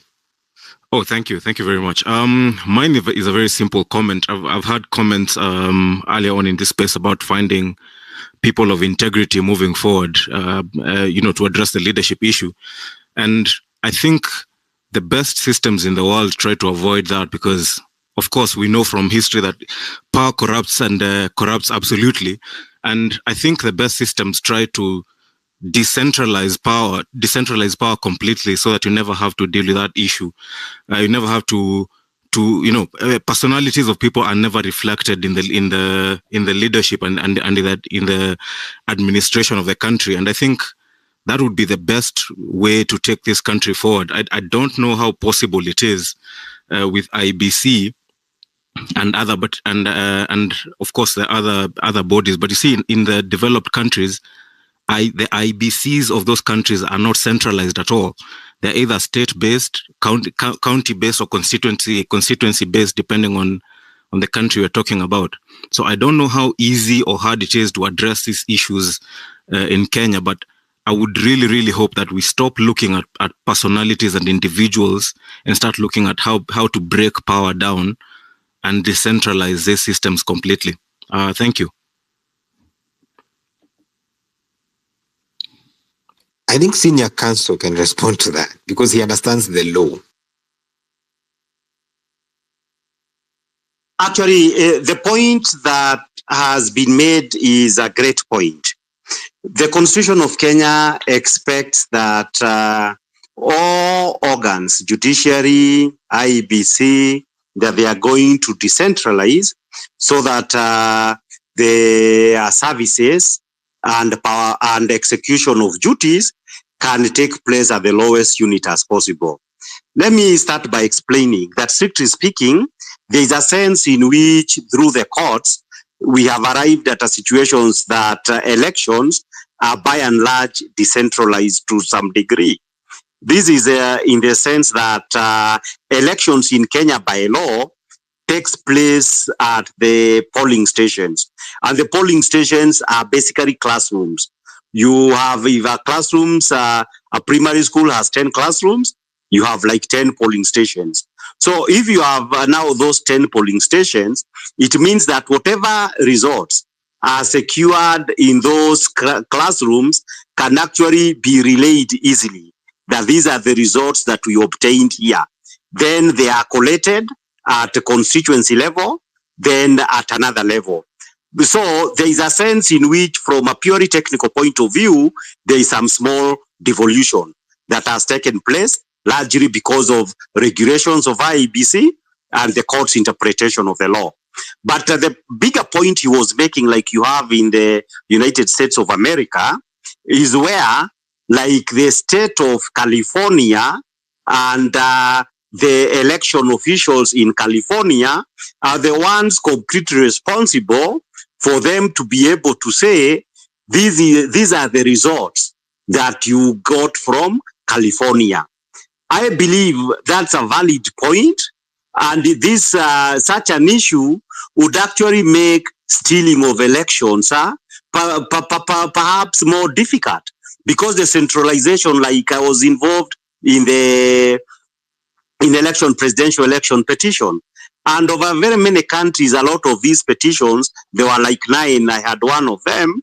The issue appeared to have been that during the transmissions of results, there were problems. And the officials in Nairobi were able to interfere with the election results. And that's why we are talking about somebody like Jose Camargo. Therefore, such kind of a scenario would not occur where, for example, Baringo, we would be able to say, the total number of voters in Baringo were 200,000. How did people vote in Baringo? You get a final results from Baringo that is completely final, announced by the officials there. Then we get Nyeri. You are 1 million. How was the voting in Nyeri? Therefore, it's a great proposal. I do not see how the politicians that we have, how they would agree to do something that advances democracy and makes rigging a little bit difficult. But I agree with you. If you are to say that you decentralize the holding of elections and the announcement of results, this would be great for democracy, so that you would effectively be having 47 election officials who give final results in wherever that they are coming from, and who are able to organize everything without now having an IEBC in Nairobi making all decisions, some of them biased, and some of them, they are being agents of one of the candidates. So it's a great point. The day that is possible in Kenya, it will make our democracy better. Senior counsel, one of the things I love about what you do here on Wednesdays is this good ideas we get. And I had said earlier before you came in, I don't know whether you heard me, that the position of the Prime Minister and even now the Chief Prime Minister did not exist. It's not even in the Constitution. But due to pressure, those positions were created. So what if we organize one massive space, a call to action around IBC, and we say we want the IBC reconstituted to reflect this, like what you've just said. I feel that is one way we can start gaining traction, because we've seen that this government only works on pressure. So let us apply that pressure. If we can hold one space and call people to action, all we need from your end, Wakili, is a good document to say these are the things we are asking for in regards to IBC. I will board, and actually when I will try to seek Tony Gashoka off the forum, so that even the petition that he is talking about, there is already some court determination on the agencies to have the IBC. We probably need a broader petition, like to advance reforms, like in the case of Maina Kiai. It is the case of Maina Kiai that said, for example, the results in polling stations are final. We can also try to say, to have a petitions that would require IBC. I believe this is in compliance with Article 5 and 6 of the Constitution, where it can actually be compared to ensure that the actual holding of elections is actually decentralized to the counties themselves, so that the IEBC has a sense in which Nairobi and the so-called transmission is not where everything is lost in the middle. And that would be a great thing, because it is much more difficult to say that you have organized theft in every 47 counties, but it is far much easier when you are told that, oh, these things are going to congregate at Bomas or elsewhere for final results to be announced by the Kivuitu who is there, or this Chebukati, so that you end up getting a Kivuitu or a Chebukati who, when they go to bed with their favorite candidates, are able to announce them to be the presidents of Kenya. So this can be controlled. So probably we need to put some thought into this. And I thank the person who came up with this idea that we need to check what is happening in the US, and we try now to see what kind of a model law or agitation can we make to ensure that we narrow the capacity of the election of the vote thieves to do their thing. Thank you very much, Okili. Amwero, back to you. Yeah, I just wanted to respond to that in terms of the Kenyan mode of election and system versus the US system. As I would say, for instance, in the US, they do a lot of voter suppression. It seems more difficult to steal actual vote, but it's so much easier to suppress people from voting and suppress the votes. I mean, I would say, for instance, now you have some states that, everybody is required to give an ID. Here you can even vote as an absentee voter, where you get your voters, you can send your vote in via mail if you're not able to go to the actual polling station, or if you don't even feel like going to an actual polling station, you can actually vote by mail. But on the other hand, we also have our issues. Like gerrymandering is one big one. They have issues where you have states, I would say specifically a state like Georgia, where they try to suppress the vote by limiting the number of polling stations, making sure the lines are so long, and then they ban people from even supplying food or drinks to people. So if you're a senior, you really do not want to go. There's also so many issues. But I think the one key issue that surprises me about the Kenyan election system is the fact, like, for instance, the IEBC is supposed to be registering voters continuously. I do not understand how they're not registering voters. I mean, if you're in the diaspora and you've been able to register for voting now, please let us know, because I've personally looked into it and there's no way for me to actually register as a voter. And I looked at the Constitution. That is supposed to be one of their responsibilities. So as we have this conversation, let's realize the key issue here is the fact that they're doing anything they can in their power to suppress your vote. This is, to me, in my opinion, the first time they feel extremely threatened, because the population is almost 40 million. So they're going to try any ways and any means and any mechanisms in the next 1,053 days leading up to the election to make sure that they suppress your vote. So let's just be keen. And I see Nyati's hand is up. But after Nyati is done speaking, I have Marabou, then Truth, then Vex. Thanks, Moiru. Thanks, Anthony. I just wanted to ask a different question, if you will allow me. Senior Counsellor, if you're still here and if you can hear me, or any other lawyer, I'm just conscious about the campaign financing article 88.4 Section I. And I know that because I'm reading it, which assigns the Independent Electoral and Boundaries Commission, IEBC, the responsibility of regulating the amount of money that can be spent in an election. So with the view of this fact, my question is, how much? Is there a limit? Is there an actual statutory limit that we can look at? Is that just a vague statement? And if there is a limit, therefore, how can we enforce this to prevent the way we conduct our elections? Because I believe money is a big factor as to why we always elect unscrupulous candidates. Please.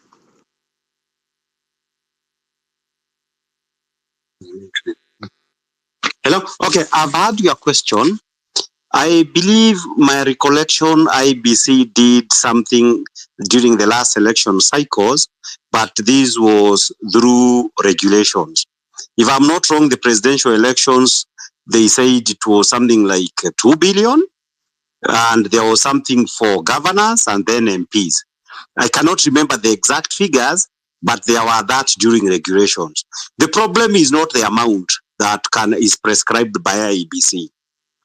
The real problem is that the people who wants to steal elections, for example, there is a permanent campaign that is already starting. You hear Njorinjeke, people are being taken to Nyahururu. All these are campaigns. All this is costing money. Those regulations apply during what is called the election season, and the election calendar is usually about 6 months after the election notice is issued. That is a time when IBC is in control of campaign expenditure. But you find that many a times, the bulk of and you know the football, the mobilization of football teams, the mobilization of groups where they are lined up to be given money, government programs like these ones you are hearing, come and clear the rivers, come and plant trees. All these are campaigns by the incumbents, by those people who are in power, because they are never honest. You go to those campaigns, that is why they are not left to the chiefs. You get political actors, the presidents being as the lead of them and saying, vijana, ninawachunga maneno yenyu, I'm going to give you this, I'm going to do that.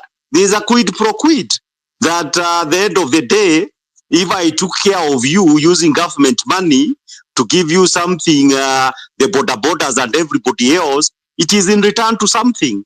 This may not be done during the time when IEBC is supposed to be policing the political system. A lot of this is being done long before the election. But at the end of the day, having said that, the problem of money, even in, say, bigger countries, it has not been an easy thing to be able to control the impact of money. Probably the bigger issue would have to be the people themselves. The people themselves would need to decide whether taking some small favors during the campaign time is worth the kind of problems we are seeing in Kenya. People are promised heaven and earth by Kenya Kwanza. But now when you go like places like Central Kenya and you ask them, why are you crying? That you don't have virtually everything under the sun. The roads, they said, we don't hit roads. Now they are the ones saying there is no roads that are being built. So the people themselves are contradictory, because you can actually be able to decide. A lot of us, we have voted. I voted 6 times. Not a single time did I vote because I was given money.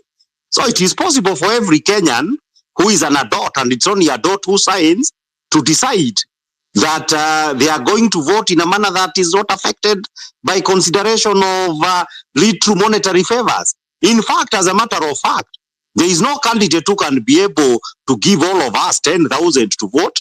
So many times people are given 200. So probably civic education is the best counter check. Of course, there is money for logistics. That to have a serious presidential candidacy, you need a lot of money, because it costs money to move around Kenya, even to seek vote, to advertise yourself. But that is an evil that does not have a quick fix that you can expect IBC would make much of a difference. But the people themselves can mobilize themselves and say, Senegalese have done, in Ghana they have done, in Madagascar they did it, where you decide no, under whatever circumstances, we are not going to have candidate X, however rich and however much you are able to bribe people. The Kenyans can rise like other people over and above considerations of money and bribery. It is possible so long as you are patriotic and so long as you want to see a different country. Because unfortunately, politics is the kind of game that unless so many of us want change to come, change will not come. That is the tragedy of the situation. Thank you, Senior Councillor. Next speaker, please. Yeah, I hope I'm coming through. Yes, you are. Thank you. So, Nyati, I think we had a law which set a ceiling for political funding. However, we live in a country where the control of budget just told Parliament today that her life is in danger. This is the controller of budget, an independent office. And the funny thing is that her life is not threatened by bandits or rebels. Her life is threatened by the government. So it's really, we like Morara said earlier, we are democracy has been suspended. The rule of law has been abrogated. We are just living on a free fall.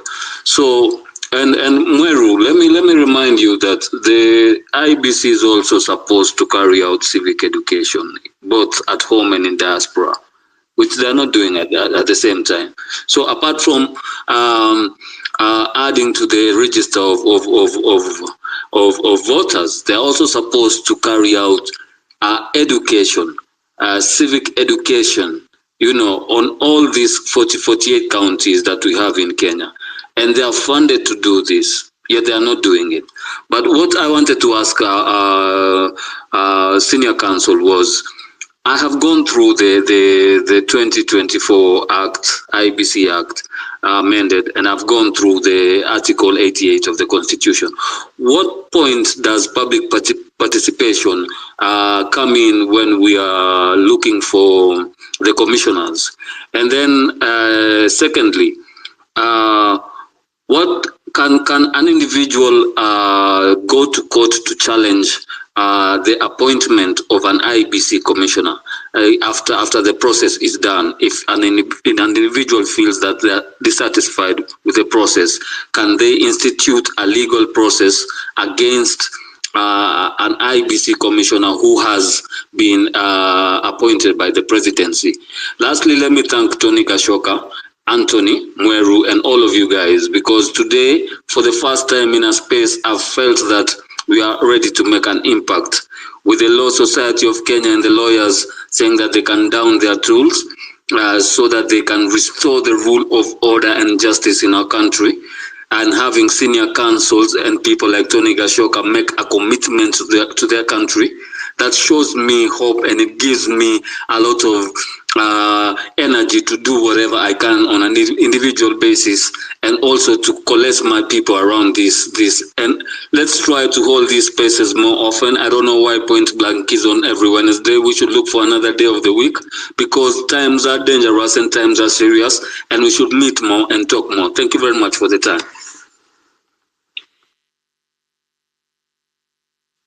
Senior Counsel, Marabustok, thank you for your wonderful compliments. Marabustok asked a question. If you're not satisfied with the commissioners, is it possible for us to go to court? But then again, I ask myself, if we go to court, aren't we delaying the formation of the IBC, which in turn works against us? Actually, what happens is this, there is an elaborate process for the appointment of IBC commissioners. And there is also a process for removal. Ordinarily, the check before the appointment process, unfortunately, is that it follows a procedure prescribed by the Constitution. Then you must wait for them to do actual sin that can be the basis for removal. So it's not something like they get appointment in October, then you apply for their removal, because the process of removal, it presupposes that he has done something wrong. So for the time being, our only issue is to ensure that the appointment process gives us people whom we can say are credible enough for purposes of giving them the benefit of doubt to do their job. Because a Kenyan man or woman would have to occupy those positions. Let us hope that the best in terms of integrity, in terms of capacity, actually get the job. Because the last time, part of the failure of IBC was that you had people's girlfriends, people's nephews, people's uncles becoming IBC commissioners. Some of them had no clue what the job is all about. So the appointment of IBC commissioner can be the difference between having a credible elections and not having none. It's not the kind of job that you should say my daughter or my cousin should do it. But that is what it was reduced to in the last election. Because even in the last election, something that people don't tell you is that when you had 3 IBC commissioners who are people of capacity and were supporting William Ruto, the friend Uhuru and his group, Raila, they had an opportunity to get 4 people who could make a difference. But you had what are basically 4 clueless persons, 4 sheep, to go and try to cross-check 3 hair. And you get the disastrous results that you got. Because you must know the job for you to help, for you even to do it at all. So that was a tragedy. So it really matters who are the commissioners and the process not to be corrupted. I hope nobody is thinking that, I'll get my girlfriend or I'll get my niece to that job. These are national job, but some of these things are never taken seriously. So appointment of commissioners, you must get credible people. There are no 2 ways about it. Otherwise, failure would start there. Because even integrity, if you are a clueless person, chances are that you will take your confusions to IEBC and the country will be the loser. So I agree with everybody saying that you must fix this thing from the appointment level. Thank you very much. While we proceed, may I say something? I kind of wanted to piggyback on the reference about campaign funding and integrity. I'll give an instance when it comes to the US where we have all these gun issues, but gun control can be resolved pretty easily. But just the fact that the KRA funds most of the Republican people and their campaign, they're limited on the kind of rulings they can make. And as a result of this lack of integrity, you see a lot of things happen where you have mass shootings at schools. Why? It's not that we can all come up with regulations to stop this. It's just because they're funded by KRA. So so as we proceed, the idea of integrity is very key because as we fight for the IEBC to get to work so we can register people to vote and people can get their IDs and be empowered, they need to understand that you need to vote for the right leaders. It stipulates in the Constitution, if you have any criminal issues going on, you should not even qualify as a candidate. Right now, as we're speaking, Ruto does not qualify as a candidate to be on the ballot. He has no integrity. Ethically, he does not qualify. So he should not even be a candidate to begin with. So as we proceed with this conversation, I am so happy to see initiatives that young people are taking up to file petitions to get this ball rolling. But as the ball starts rolling and we start registering new voters, let's remind people integrity is key. We need to look at people's characters and actions. We can't vote for criminals and expect different results. Otherwise, we're going to keep repeating this cycle of being in spaces and complaining. But I'm glad we're having initiatives are coming up with solutions. But the next speaker is supposed to be Truth. Please proceed, and then after that we'll have Vex. Okay. Good afternoon. Good evening, everyone. Am I audible? Yes, you are. Okay. Thank you for this opportunity. For me, I'll try to be very brief and direct to the point. First of all, I want to thank everyone who is here and everyone who is taking the initiative personally to clean up the mess that we are in as a country. As we speak right now, not everything is okay. Not everything is working as it should be. Kenya is on the wrong path. And I used to be one of the people who thought or didn't mind whatever was happening as long as whatever I was doing personally, it was working for me. But it reached to a point that I came and saw that if whatever is happening in the country is going the wrong way, definitely sooner or later it will affect whatever I'm doing. So I took the initiative. For me, it is just basically telling the truth. That is something that it doesn't happen even in our country that much, starting from the top. And however it is, it has to be said. On the issue of reconstitution of the IEBC, I think it should be a multifaceted attack. What do I say? It is very urgent. We need individuals, as Mr. Tony had said, we need the LSK members. They need to push on their end at the court level. And knowing how Mr. Must-Go is, if you are to counter or have anything productive against him and the system, you have to think as they do. Sorry to say, you have to be smart. And being smart, it doesn't necessitate that maybe you're part of them, no. Because if we look clearly, we need a strategy. And if the strategy is maybe one item that maybe will get those people in power to listen, then we need to put all our energies there. We need to be together, because tuko pabaya on a serious level. Tuko pabaya. If we need to go to the courts, and others like us, we do the civic education, if it's going to the streets so that they listen to us and do whatever is needed, I can say, so let it be.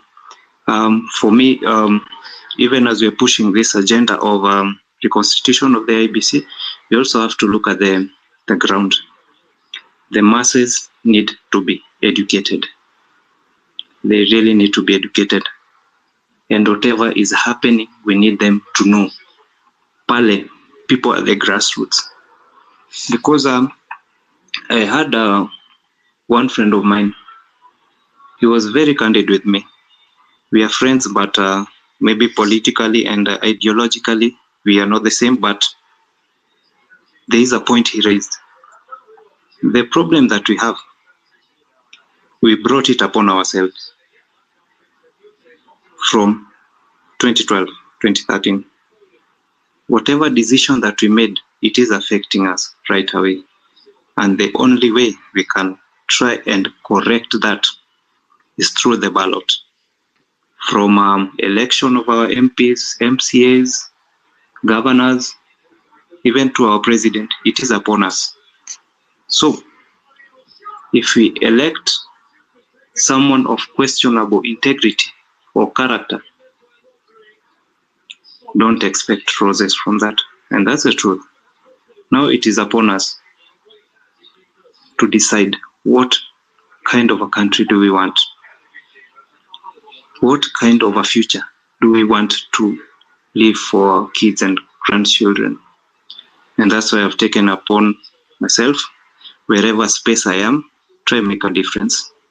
Okay, for the individuals who have been tasked for the suggestions that have been brought forward, let's work on them and even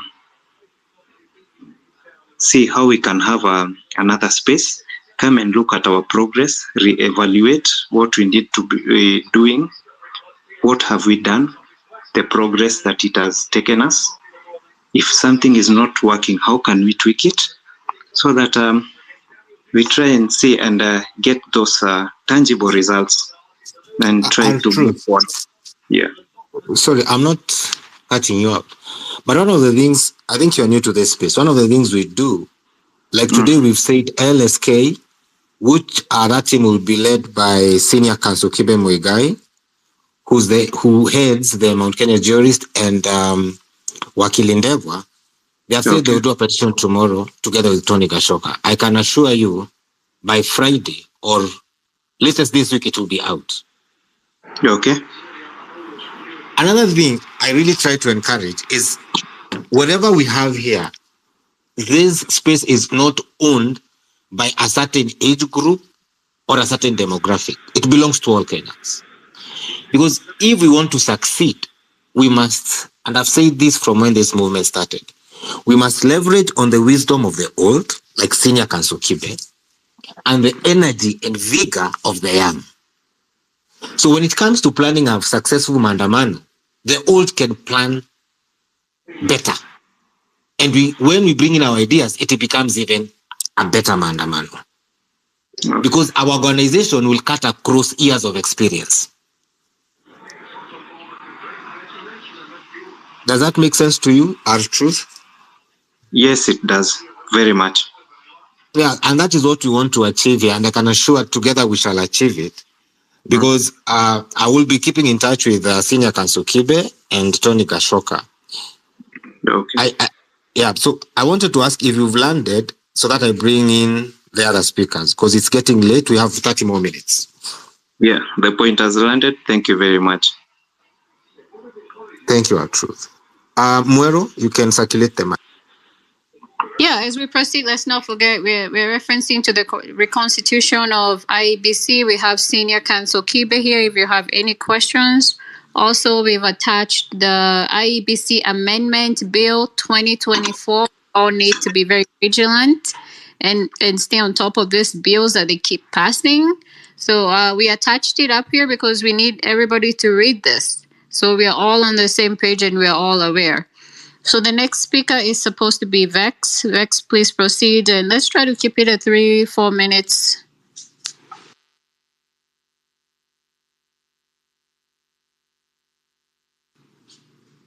Vex, are you still there?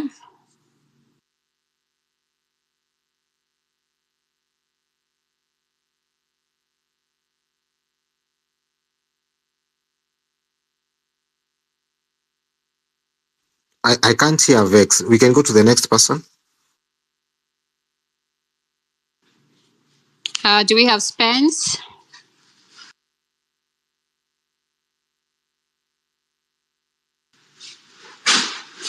All right, we'll have Mr. Kilimanjaro. Thank you so much, Moiro.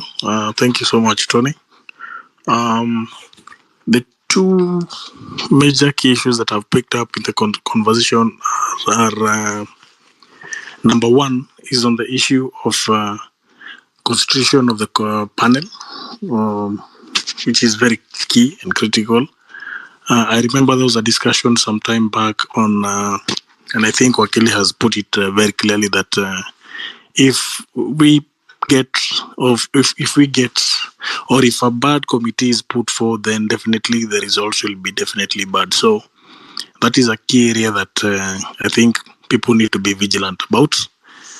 And it is good that the petition being put forward by Tony, Wakili Ndegwa, Wakili Kibe has to more or less look into that.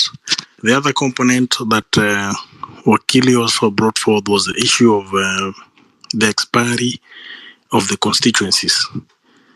That is something that we have to pick up very, very fast, because I think that is something that more or less the executive understands, and it is something that actually that has not managed to, make its way into the limelight. So it is something that more or less it is a card for them. So that is something also that I think the petition has to make sure that it focuses and make sure that the constituencies. Actually, I would actually propose that one of the recommendations that the petition should put forth is that the constituencies are reinstated. Then after that, now my observation is on I think the electoral boundaries. That is a case that I think it was supposed to have been around March this year. Something was supposed to be done around, evaluation of boundaries, and a review and evaluation of boundaries, which never happened. So that is also something that I think the petition has to make sure that it focuses on, because as it is, we need revisions of the boundaries. That is a very key issue, especially going forward to the next election cycle. Last but not least, and this is to Tony and Mweru, I would want to recommend that the next, or maybe in the preceding spaces, we don't just focus on one issue, because the way I see an election, it is a process, and IBC is a component. Having participated in an election previously, I noticed that there was an issue of how bodies within the electoral cycle don't, more or less, they actually don't. I'm looking for a good terminology to more or less define this. There's an uncohesive working relationship between the bodies within the electoral process.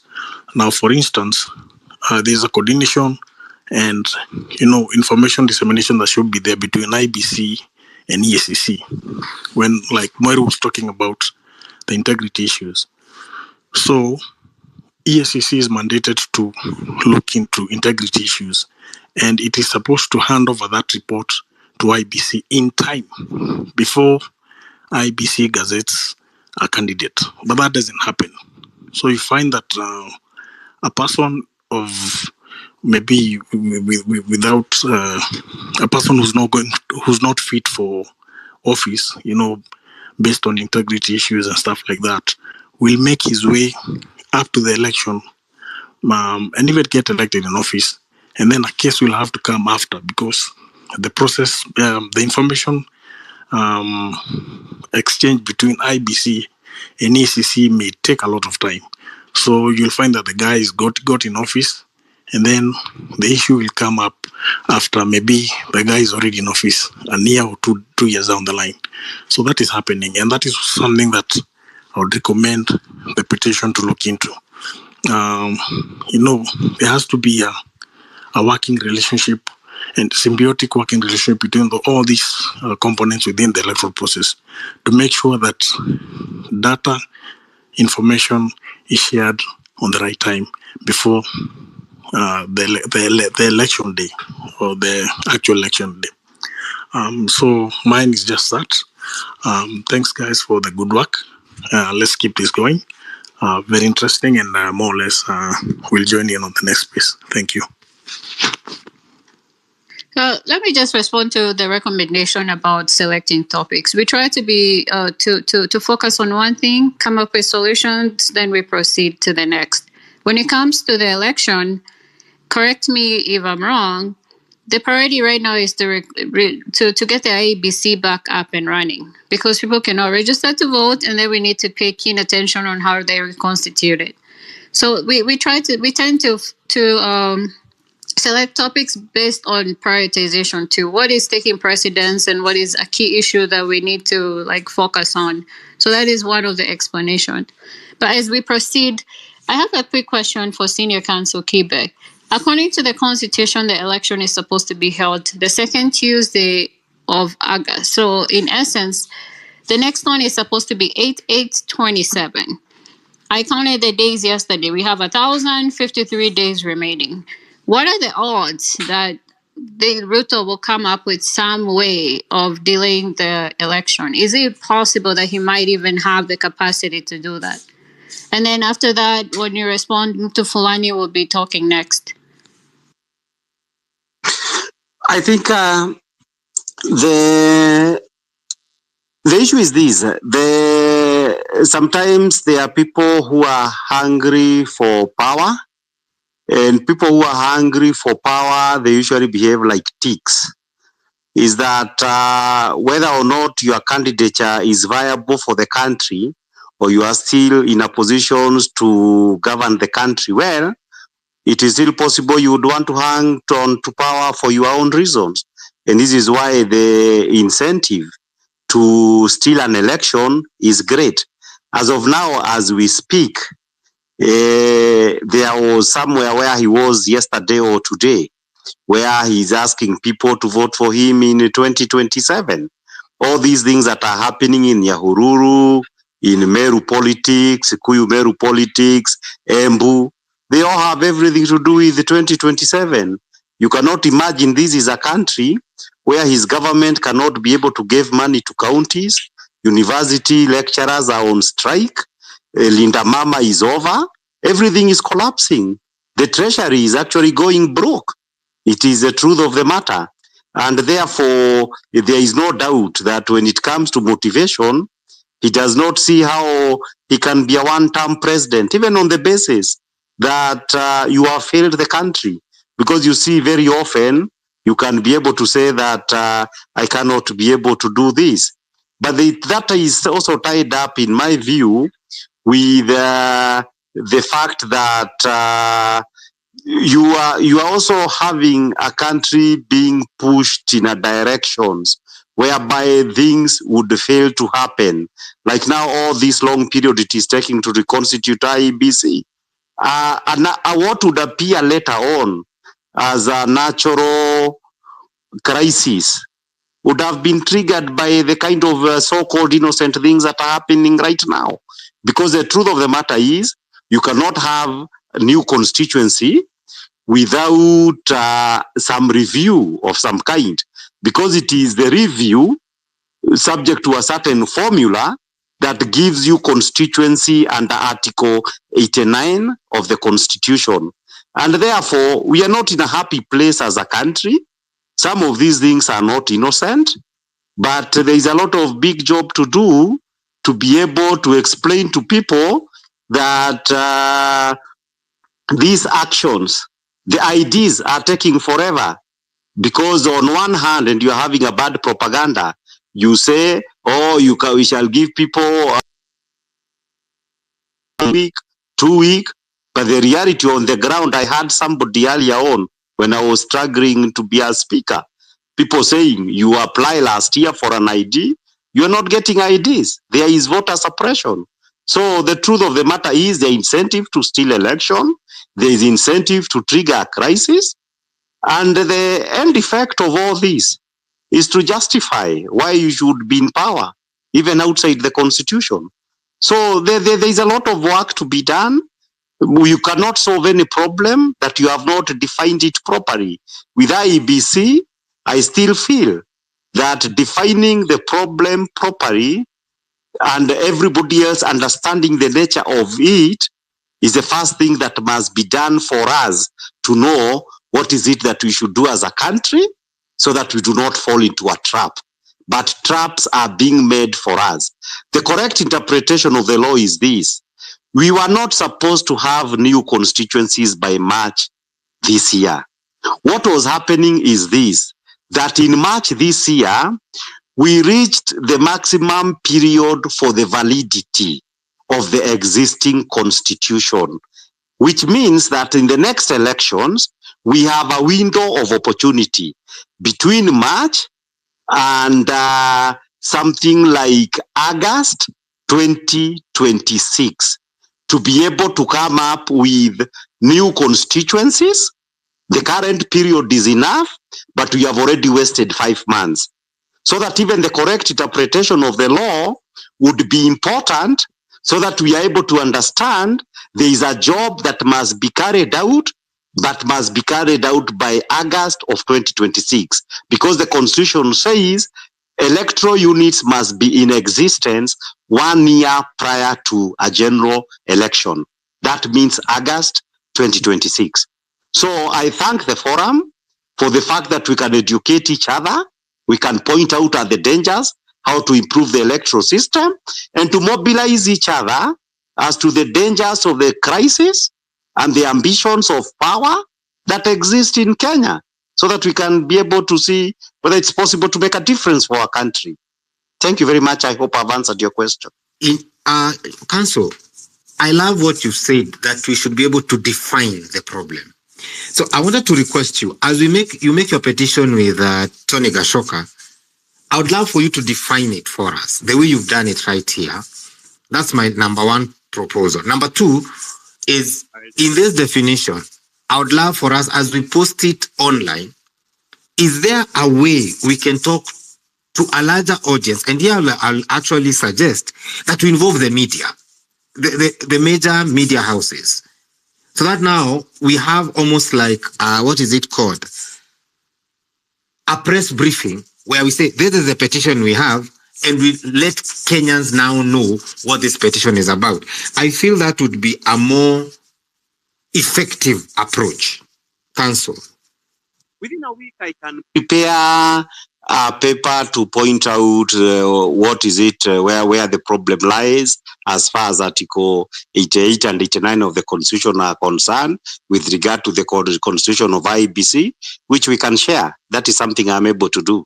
So, yeah, I thank you for making the proposal, but we can be able to do, because minus defining the problem, we shall keep groping in the dark. And as long as you are in the dark, you don't know how you will be hit, or you do not, or yourself have a proper target to be able to understand what's up. But we are being psyched up, being set up for a trap where a constitutional crisis is triggered, and you will suddenly be told, oh, we can't do this because the law says this, so we have got no other choice. We need 2 more years to finish what the Constitution is what we are supposed to do. This is coming sooner or later. Thank you, Council. I have DM'd you my number on the host you're using. So I'll be very happy to get in touch with you in person. Back to you, Mwero. Yeah, as we proceed to Fulani, I apologize for this because you're speaking next. I just wanted to keep emphasizing on this. We already have experienced what happened when we are not attentive. Of course, in 2021, they passed the Public Participation Act 2021, which is what they're basing the Adani deal on. So that's why I keep pressing. As Gen Zs, the information is on our hands. We need to be very, very attentive about these bills they're trying to pass, and especially now, because I feel like it's easier for us to stop them at the public participation aspect of it versus waiting when they've been passed and enacted, and now we are on the other end of just reacting and responding to this when we could have initially taken the initiative to stop them to begin with. So we already know there's a few bills that are passed. For instance, the subject we're having today about IEBC. For you that have not been on this space since the beginning, they already passed a bill in 2024 in regards to the IEBC. And I need everybody on this space to read it, because we need to be very, very vigilant, because these people, everything they're passing right now, remember, it's not to benefit the regular person. It's not to benefit the regular Kenyan. It is all for their own gain. They passed the IEBC Amendment Bill 2024. We've pinned it up here because we need to educate ourselves and so we can have grounds to react and to respond to some of these things and have more understanding. So I have Mtu Fulani, please proceed. Hello? Hello, can you hear me? Go on. Yes, we can, but your background is noisy. How about now? Still noisy. How is it now? Still noisy. Noisy. I'm outside. I mean, it's quiet. There's no noise. Now it's quiet. Now it's good. Now it's good. Go on. Okay. So, I've listened to everyone, and we're having a lot of good proposals, and but I feel like we are looking for textbook solutions to this thing. And for me, my view is this thing doesn't have a textbook solution. There is no textbook solution for this. We have to think out of the box, and we have to think. Bwana SC Gidu has mentioned it. in passing a bit, but he doesn't want to hit the nail on the head, so I'll just go ahead and do it. I'm seeing the result. We'll just have to go back to the street. It's good we push maybe 20% or 30% we push in the courts and do petitions and do that, but that in the end of it, we'll need to go back to the streets. And these people have already shown their hand. Because the more we go to courts and try to petition parliament, it means we are playing into their game. Because even if you look at the bills they are passing, even for Maandamano, there's assembly bill, which is also still there. It's still there. I think it was on the second reading. That one is still there. And they have shown their hand. They don't want us to... They're clipping all the ways that people can use to fight back to the government. So we need to be very realistic about what options we have. A lot of solutions that have been proposed here are good, but they will take a long time to come through. And we should be focusing on the next... Yes. Sorry for interrupting you, but I think there's a point you never got. So Senior Counsel Kibe will prepare the document that's supposed to... It's a two-pronged attack. We have it in court. I don't have a problem with that. And we have it in the street. With that. So the street will apply the pressure for the court to move quicker. Yes, but we are playing into their hands. We will get it, and they will also find a way. They'll always find a way. That's why even Morara was trying to tell us, we can do what we can as far as the courts are concerned, but eventually I am seeing we are going... Anyway, the petition is good. It's better we get it out of the way. If it succeeds, good. High chances is it will be ignored or it will fail in one way or another because these guys don't sleep. They have control of everything. But it's good to try. But in the end, we are all going to go. We just need to go back. We all end up going to the street. Sorry, I don't want this to be an engagement, a monologue. We did a petition to the court in regards to the Adani deal. Okay? Yes. Most people are saying exactly what you're saying. My DM was full. Tony, what you're doing will not work. Today, Adani requested Kenyans who are in court, that is us and LSK. He was saying he doesn't see why we are there, yet it's not a done deal. But he said he paid 6.5 million shillings for the deal. So it means the court works because it's low. You see, it's very easy to go around Maandamano. It's very difficult to go around a well-structured case. Because a case is like mathematics. It works on facts. So when we say public participation was not done, and we produce the facts, when they look at the submission we've made to court, the reason Adani is reacting today is because they saw what the petition that we have in court. Ruto is smart, but we are giving him too much credit. He can't be smart more than 8 million Kenyans. I give him the credit, he's smart.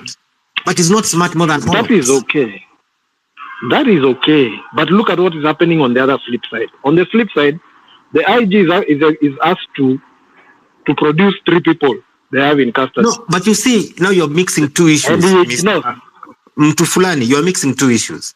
As we went for the Adani deal, it is working. We did not go to the IG deal. Now we are here trying to go for the IBC. Why IBC? Yes, because I feel Masengeli for now. Because you're talking about Adani and you're talking about IBC. No, I'm trying to show you an example. When you say what we are proposing here would work, we first of all did with Adani. We went to the court way and it is working. Okay? Because Adani has actually responded to that case. Before he was not talking. But to our case, he has responded. Okay? Now, the reason we are not dealing with Masengeli for now is because we had scheduled IBC. Why? Because Masengeli is not a national issue. IBC is how we get good leaders. So if we get the IBC right, we get a good outcome in the electoral process. Okay?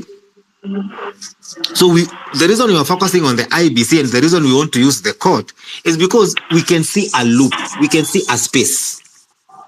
Okay? That is the space we want to take advantage of. But we've put Kenyans in a phase where we've made them believe that Ruto is so bright, no one can outsmart him. Well, in this space, we outsmarted him once with Adani. Mutufulani, I can assure you, as the sun will rise tomorrow, we shall outsmart Ruto on IBC.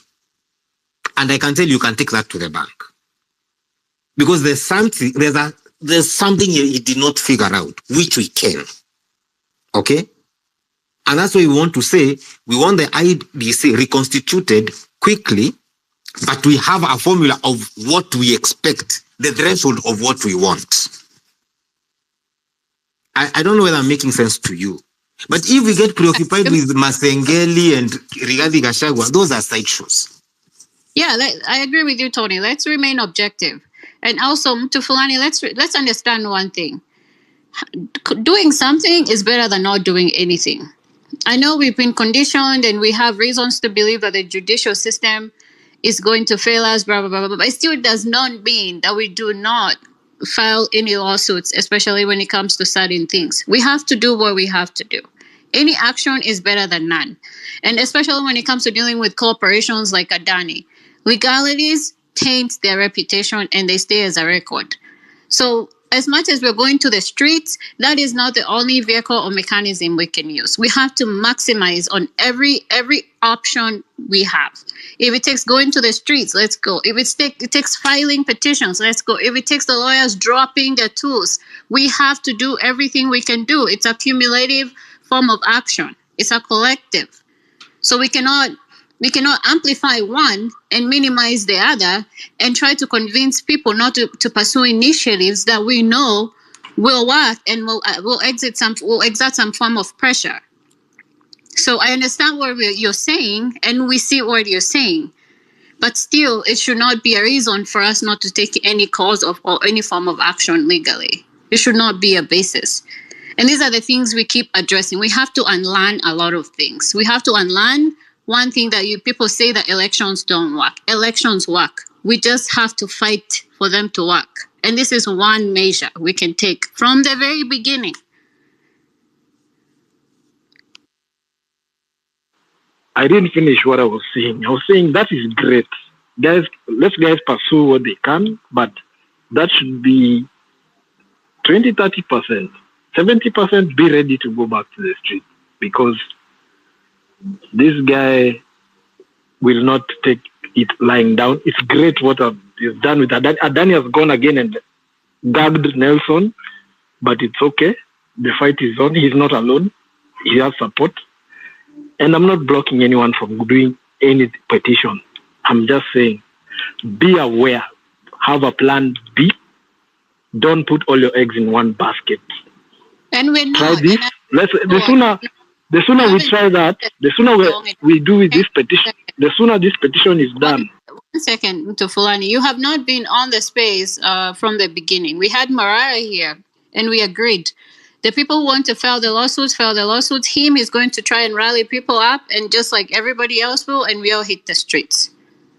So we understand what you're saying. I was here when Morara was talking. And he said he has no hope in that avenue. But if you guys can, even if the legal fraternity can lay down their tools, that is even better. That is even better than any petition, by the way.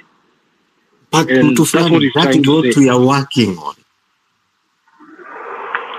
That's okay. I said that is what senior counsel here said. Sorry, yes, I think you are following and not following some parts. So, Tony Gashoka has said that him and senior counsel are going to petition LSK that they down their tools. And then senior counsel said not all lawyers will do that, but he guaranteed he can assure 30. Endeavor will assure others. So we can get around 100. Okay? Now, once we have this 100, that's a good number. Now, the reason we want to use the law is because you realize before Ruto does anything, he first of all changes the law, meaning he respects the law. He knows how effective it is. Now, once senior counsel and Tony Gashoka formulate that, we shall partner with Morara Kebaso. Why? Because Morara is very good on the ground. So we shall have covered two things: the law, so that government cannot go back there and meet us flat-footed, and we shall be on the streets. I think, Anthony, you've made your point very clearly, and it made a lot of sense. He's even left it, so he's not in here anyway. So just carry on. Yeah, you can circulate the mic, Nyati. Yeah, let's hear from Kay.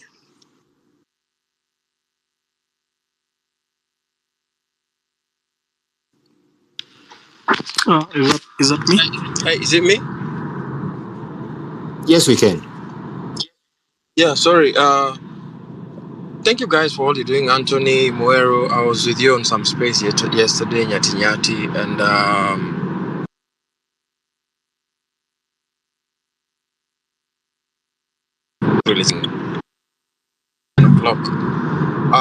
I think I just got on the mic to say that the cause that we've so far agreed upon seems to be so much falling into place. The way I could summarize it is say these young men need us, need everyone in our generations, the millennials, the X's, and all the professions, which is something I think I've been deliberating for a very long time. It's just that I didn't have the guts to say it, because sometimes you don't have the confidence of speaking out.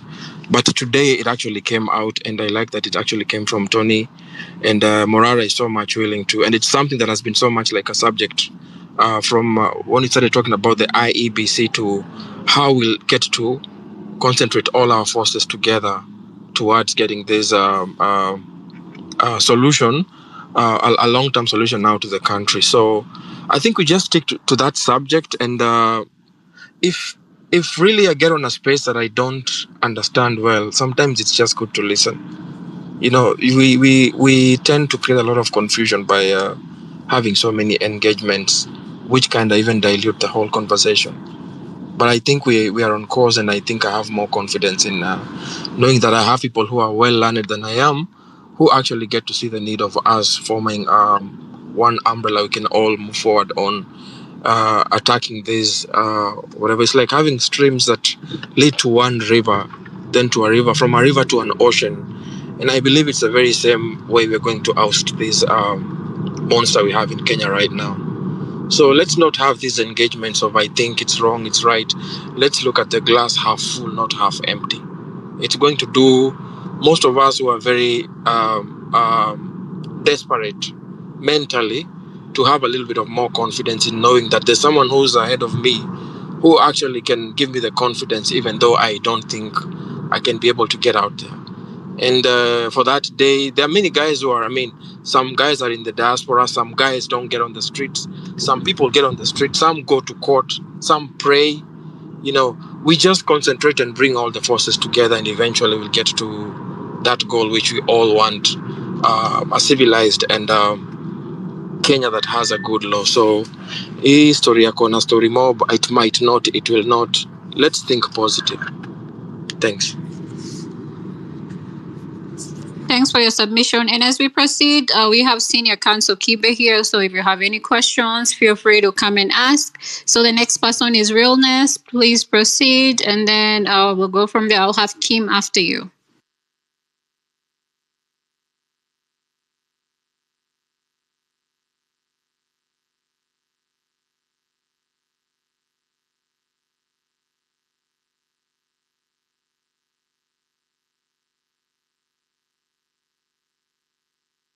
Maybe can I ask a question, please, before the next speaker comes on, if you allow me? Sure, you can. Yeah, Tony had sent you this question, but you didn't. I think you haven't seen it. My only question was, because from where I sit, I think these political parties in Kenya are a business.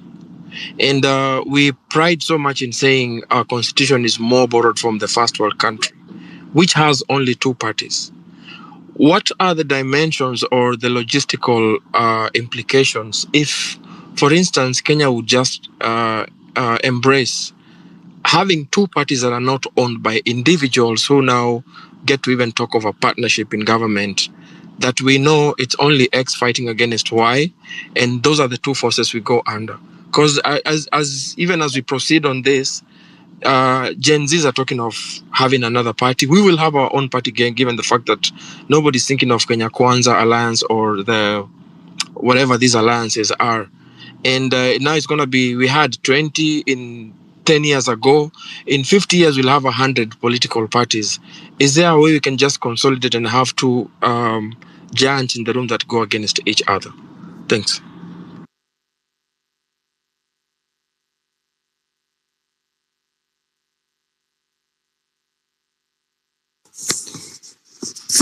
Marabustok, you can answer that.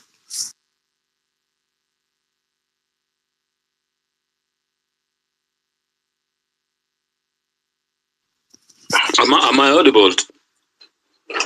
Yes, you are. So, number one is we have over 90 parties in Kenya at the moment. You know, there are that many. We have what you can refer to as briefcase parties.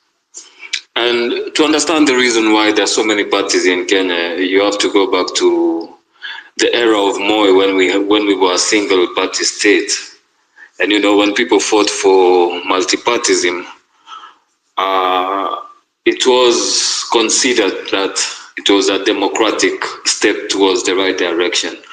Unfortunately, as it happened, you know, the selfish nature of human beings and all this, we had powerful people disagree. And you remember from Ford Asili, Ford Kenya, we had other small parties.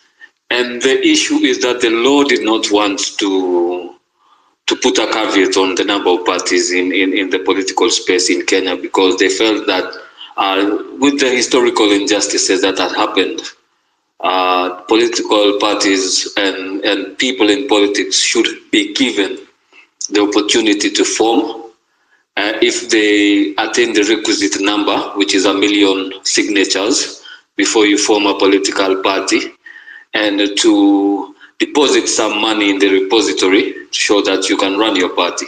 So most people, most Kenyans can do this. And as it stands right now, it's a democratic right. I mean, if you can manage to register a party and you can manage to get 1 million signatures, it's your right to have a political party, even if it's a briefcase party.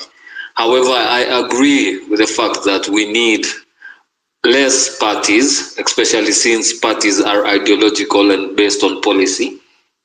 So we can have people with the same manifestos, let's say like how we do it abroad, and we say this is the left and this is the right, you know. However, with Kenya being what Kenya is, knowing you, knowing me, it's really hard. And the fact that the law does not prevent people from forming their own parties. So it's really very hard. And that's why we go back to the questions of the referendum and the amendments of the Constitution. But are we ready to have that under William Ruto?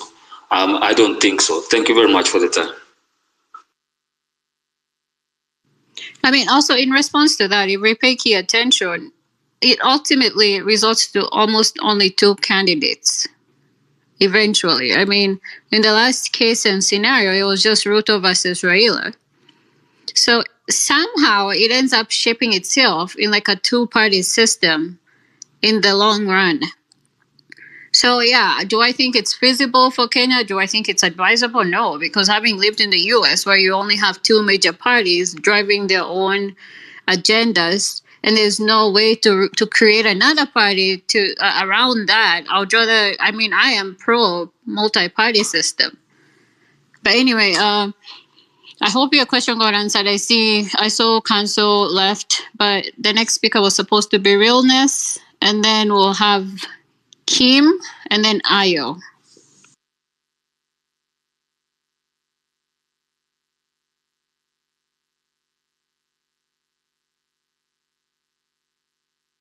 Realness, are you there?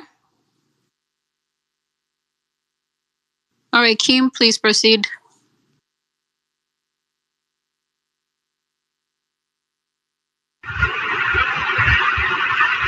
I can see Realness is unmuting the mic. Oh, I'm a drop. It's okay. Okay, thank you very much. I enjoyed the discussion. I've been following for quite some time now.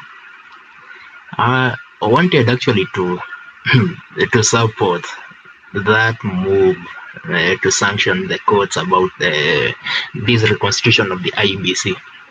And it was on that I was to add really that even as Morara promises us he can be put to task to rally Kenyans if it gets to such a point, then I think we'd do well if we cultivated a favorable ground for Morara when it comes to that time, and also putting this government on notice by having this reconstitution of IEBC as the next thing that we should flood our timelines with. Let it trend around here. I can also call upon the host to communicate with other people who hold spaces. Like for tonight, there were like 6 or so spaces. So you can try get hold of the Amerixes, the the Moraras, the KOT Sonkos.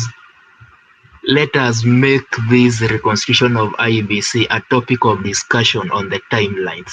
Let the government bloggers see that we are really damn serious about this.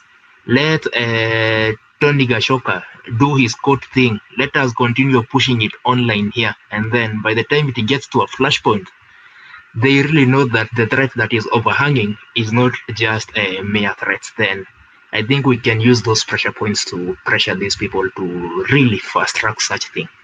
Thank you.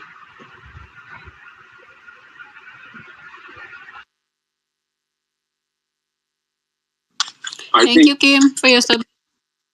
Meru, if I may add, we must also remember that there is a law, the law on protests, which says that the person organizing the mandamano is strictly liable to any damages and anything that happens during that mandamano. So, like Anthony said previously, this government works on the future.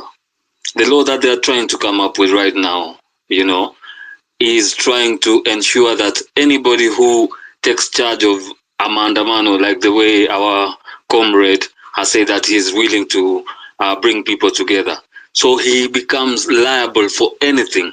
And with the infiltration of government, bringing goons and everything, they ensure that there is maximum damage that is going to happen. So going to the future is going to be very hard for somebody. And that's why I allowed Morara for being courageous enough to say that he's going to do this.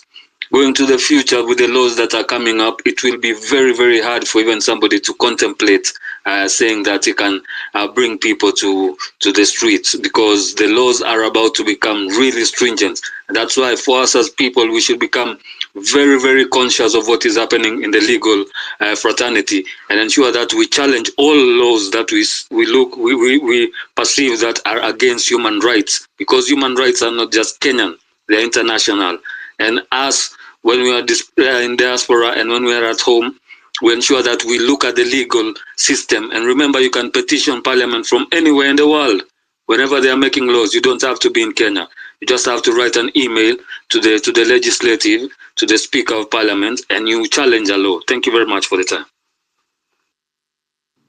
No, you made a point, because people need to also look into that story of Greta, the famous global warming young lady, and now she's bound to go to prison for almost 4 years because she called for protest about global warming. So, and that's why I keep pressing. I was on KOT space and we agreed on this, that people need to start creating one big space where we address one bill, so that when it comes to public participation, we understand what's going on. And in relevance to today's topic, let's not forget to read the IEBC amendment of 2024. So Ayo, please proceed. Hello, ladies and gentlemen. How are you guys doing? Hope you're well. Quite amazing points. I took my time to listen to you guys for like an hour and a half, and you guys got amazing ideas and ideologies, which really is, We need them at the end of the day. There's a point that I want to put across that it's a very unpopular opinion that most of you don't want to hear, but it's the damn truth at the end of the day. That issue of, and I'm not trying to discourage anyone. Kindly underline that. That issue of bringing KOTs, Kenyans on Twitter together, and these, Twitter bigwigs together to hold the mother of all spaces. Ladies and gentlemen, I want to tell you guys that we are Kenyans, and being Kenyans is our business, and we know these bigwigs, how they are. Most of them don't even like each other. Most of them can't even see eye to eye. And we've seen that. And this has been evident for the past few months, whereby we were supposed to have a space where all of us were going to be there. And when it reached time to host the space, we had like 3 different spaces at the same time. And I was like, okay, I thought you were speaking from the same, from the same book. So we still have a long way to go in terms on matters unity and speaking from the same voice, because we also, what happened, during when one of our tweets hosted the president and everybody was furious. We thought we said that we're not going to host the president and all that. So you see, at the end of the day, guys are literally speaking from different books. And now, like the government has, is trying to, amend the constitution in terms of, matters picketing and so on and so forth. They wanted us to find a centralized place in the CBD to picket, just to, to cut us off completely, And when they said, who is your leader? And what did we say? Because do you know why they wanted the leader? Probably to either bribe the leader, or, you never know, the government can do anything. We've seen them kill us, so they're capable of doing anything. And once your leader is gone, what else are you left with at the end of the day? So with that said and done, there's that issue of political parties. Again, according to the Kenyan Constitution, we have over 80 registered, and kindly underline that, registered political parties. Yeah. And these political parties are registered because they're attributed to several factors, probably some are ethnic based. Some are, decentralized because of decentralized political landscapes. Some because of historical contest, coalition politics, youth and emerging leaders. They want, like now, the Moraras of today, the Kasmuels of today.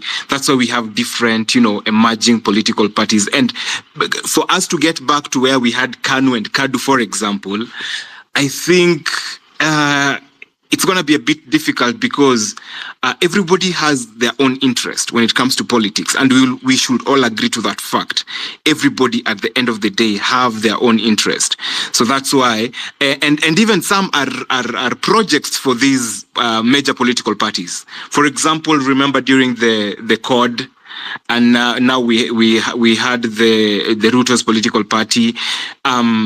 It was rumored that guys like Akina Wajakoya were projects, for example.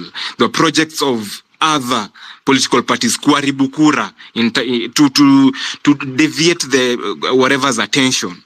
Yeah. So you'll never know. And people are saying people like Akina Kasmuel are projects of other politicians. So let me not be quoted, but those are some of the issues we are facing. So for us to speak from one book, it's going to take us a long time for now, but we're going to do what we're going to do, right? So back to the main topic, where I found you guys discussing about the reconstitution of the IBC. You know what, guys? There's a major reason why the president is delaying this process. He has his major reasons, because ameona mbele. That's why he's finding it difficult to reconstitute this thing. And once it's reconstituted, he knows what's next. So the more he delays it, the better for him. Okay, so this is just politics in play. I think so. So I think as Kenyans who are very mad at the government, we really need to pick one thing and go with it. If it is reconstituting the IBC, then we need to focus on that so that we push and push and push and push. And whatever happens, we want the IBC reconstituted. Check. After it is reconstituted, now we find the next chapter of all these endeavors. What are we doing next? Yes, the IBC is now reconstituted. We have all the commissioners, and we have the chairman in place, and now we are ready for an election, for example. Now, what next? Now that is when we bring the Moraras of today, the Casmuels, and anybody else who wants to vie for a political seat, because we already know what they stand for. We already know their values. But if we keep on going to the streets, Ruto must go. Ruto, guys, we have a constitution. We are the same people who keep on saying that we have a damn constitution. If we play with the books, they also need to play with the books. And we know this government does not play with the books. And that's why someone said, if there are people who are gonna fight for the constitution for the reconstitution of the IBC, let those guys fight. If there are people who are gonna support the Moraras and civic education and all that, let them fight, which I completely support. But at the end of the day, we really need to learn to speak from one voice. Do you know what this government is enjoying? The confusion that we have right now. Others are like, and by the way, they really enjoy the fights on the TLs. Dakamoja, we are fighting the Casmuels. The second minute we are fighting the Moraras. The other minute we are fighting the Hanifas. The other minute we are, so there's a lot of confusion, and we are speaking in tongues. We cannot understand each other, and that's where we are here right now. So if we learn to speak within one language and we get to understand each other, will give this government a huge nightmare. A huge nightmare. They won't even sleep because Kenyans are now speaking they're speaking from the same book. So I feel from where I sit, if we could just sit down and focus and forget about the tribal nonsense we're speaking about on the TLs and fighting each other on the TLs and all that kind of stuff, then we'll start focusing on what do we have on top of our list of to-do things. What's important on the to-do things? Reconstitution. After that, let's get a political party. After that, let's see who's capable of doing A, B, C, and D here and there. After that, we move on to the next with itinerary. And with that, I know there's less time, but with that, I believe we are taking this government down by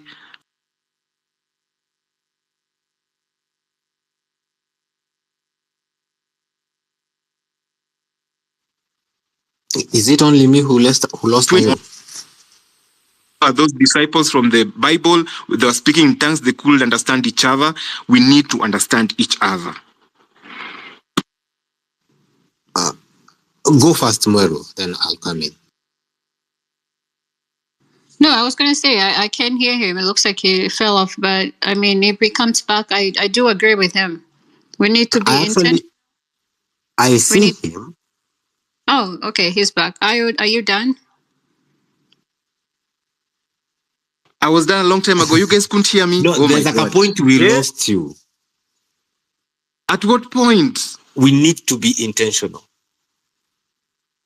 Mm-hmm. That point. And we need to have a laundry list. Now it's IBC. A checklist. And fighting for yes, and then we start after we get the IBC going. We demand for people to be registered to vote. We start fighting for IDs. We have to have a list and check off one task at a time, one step at a time. We cannot be all over the place all the time. That's too much randomness. We need to read that book, Essentialism. You see, Mweru. Can you guys hear me? Yes, we can. Yes, we can. So, with the intentionality, with that point of intentionality, we really need to have a checklist of the things we need as the people of Kenya. As in, let's speak from one voice. Number one, let's speak from one voice and understand each other to the point that, guys, we have the reconstitution of IBC right now.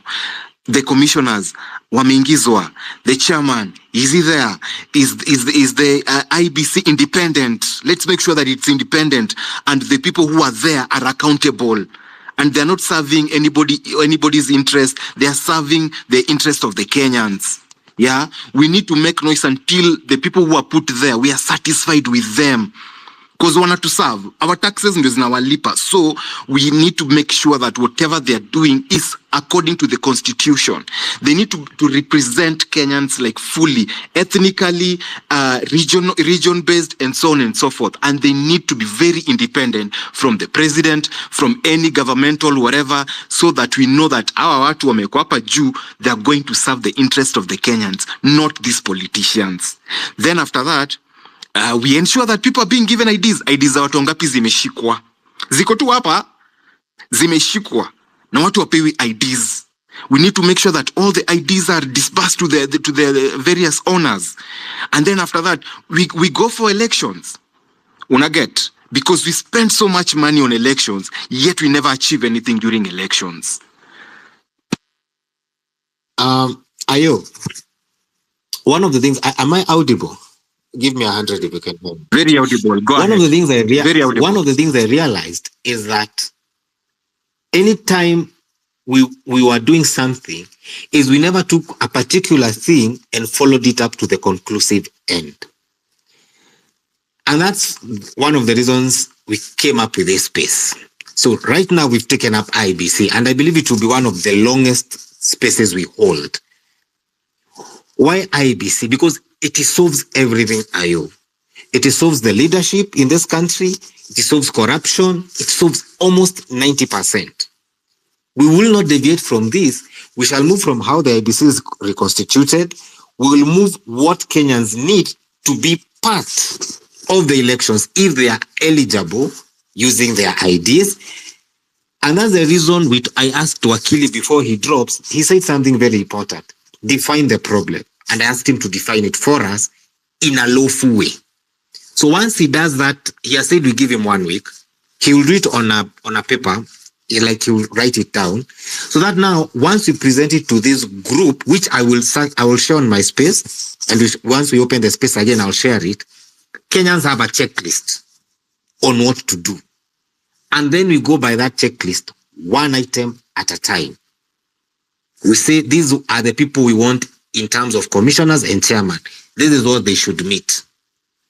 How do Kenyans now participate in a credible elections? IDs check. Polling stations, we want them physically. We don't want a bush with a fence and a gate which miraculously produces votes. If we are that systematic, we shall be checkmating William Ruto. Because one of the things I noticed as I learned, Kenyans have gotten this fear that William Ruto is the brightest man in the 50 million plus Kenyans who exist. No one is brighter than him. We cannot even try to counter him intellectually. And this is why we're in this space. Because Ayo and everyone else, I actually believe we can. We just need to play the game he's playing, and we can do it better than him. Can I add on something pretty fast before Maru goes? There's that thing that you said that Ruto has sold this ideology. I want to tell you for a fact, politicians, they play with our minds. They create an ideology, repackage it very nicely. It's like PR. If you've been in the world of PR, you repackage something very nicely, sell it to the public as this is the best. Then we believe Ruto is the best. Ruto is the most intelligent man that ever lived, the way he presents himself. And that ideology is sold not only in his own home ground, but also in various parts of Kenya and beyond. That this guy is so smart, politically smart, he played his cards right and all that kind of... No, guys, come on.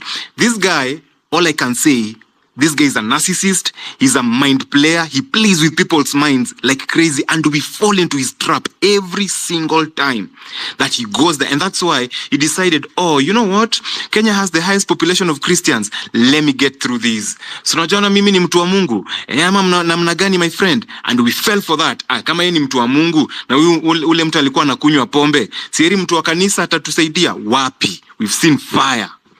Hellbent fire, and that's why we are here now. So we don't need. By the way, Kenyans we really learn to separate church from politics as much as religion from politics as much as we can, because at the end of the day, yes, religion, it could play a role in politics, but not for now, Kenyans. We've seen what it has done to us. Because at the end of the day, how many religions do we have in Kenya?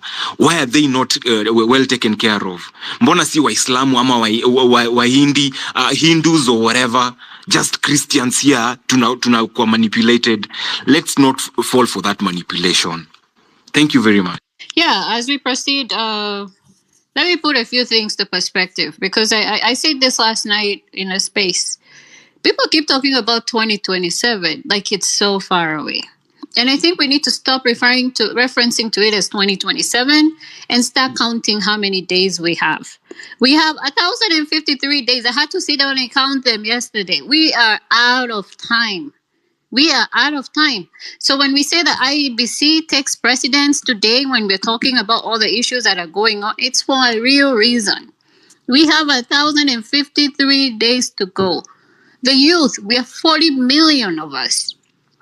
40 million, estimated 40 million. So if we don't start fighting for the IEBC now, we prioritize after the IEBC is reconstituted, and which it's supposed to be up and running anyway. We're supposed to be able to go and register for voting. I don't know whether people are still being able to do that. I have no evidence of that happening right now. Then we have to demand for IDs, because you need your ID to be able to register to vote. I know some places you can register with your birth certificate. Anyway, let's start with the IEBC. Like we said, we prioritize, we execute, then we proceed to the next problem. But let's bear that in mind. It's not 2027, because sometimes your brain, it registers like it's 2027 days. No, we have 1,053 days to go. So we have 1,053 days ultimately to get Ruto out of power or start planning on taking him out with the election. What other option do you have, realistically speaking? So in terms of the next speakers, we have realness followed by nothing. And then we'll have Mohammed. I don't know if it's still by realness, please proceed. And then we'll have nothing. Hi, Anthony. Hi, Mweru. Can you guys get me? Yes, we can. Okay, perfect. So thank you so much, Mr. Anthony and Madam Mweru, for hosting this space. I'm going actually to prioritize on actually 3 agendas that I actually, during the whole of the space when you guys were hosting it. So let me start off with the recent one, the one which Ayo was actually saying about the bigwigs, about like having all the Twitter influencers or the Twitter people like hosting a space.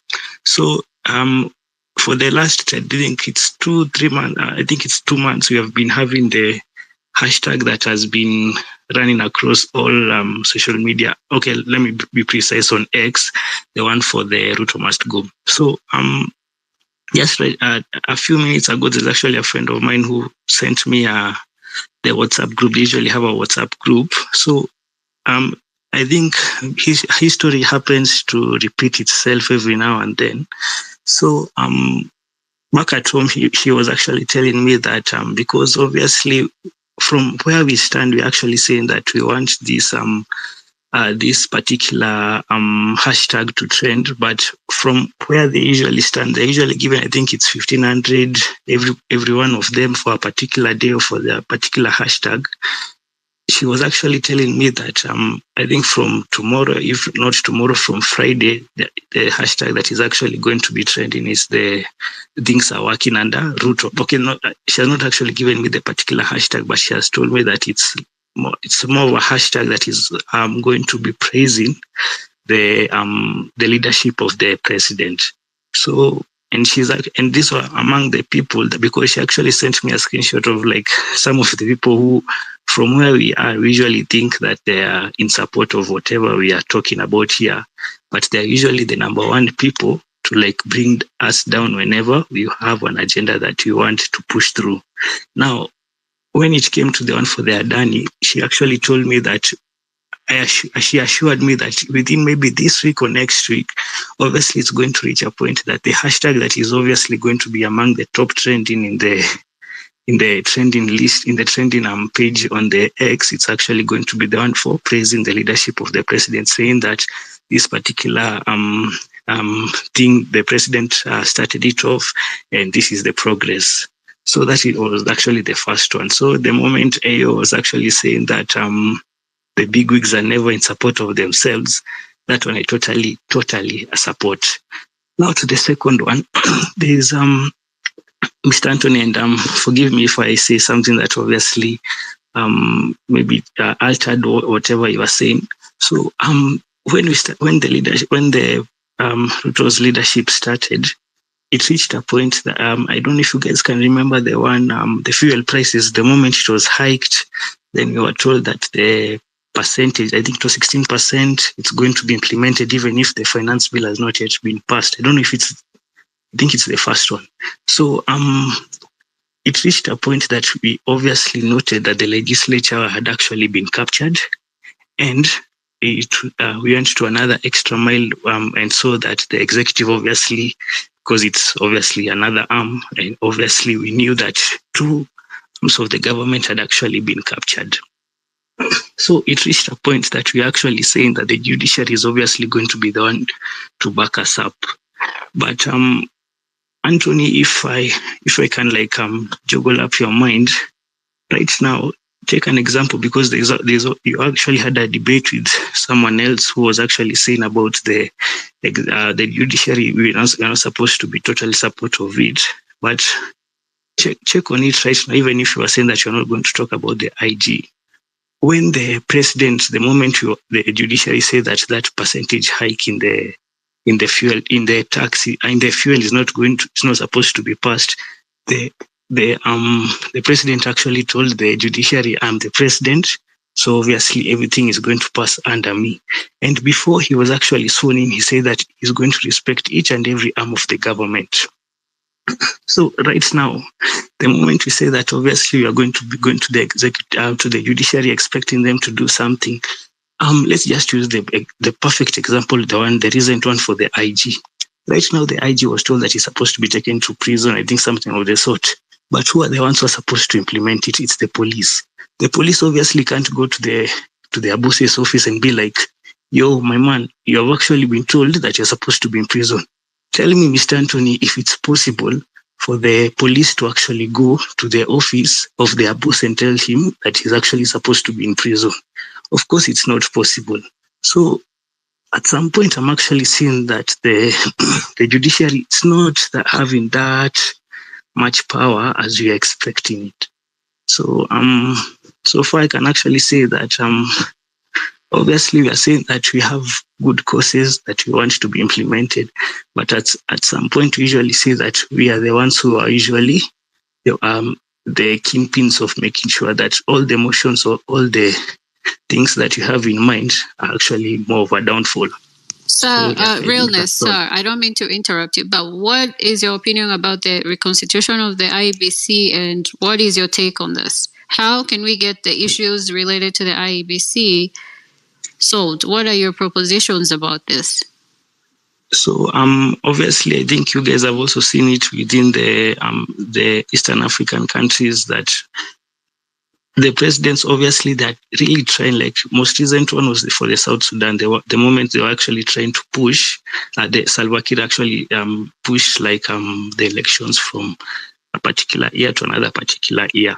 So coming to our country, obviously, imagine like it's something that we obviously know, and it's something that we actually studied, that whenever maybe an MP dies or an MP is elevated to a particular position as the state, as the situation right now, the moment the MP was elevated to the CS, we usually know that there is supposed to be some form of election.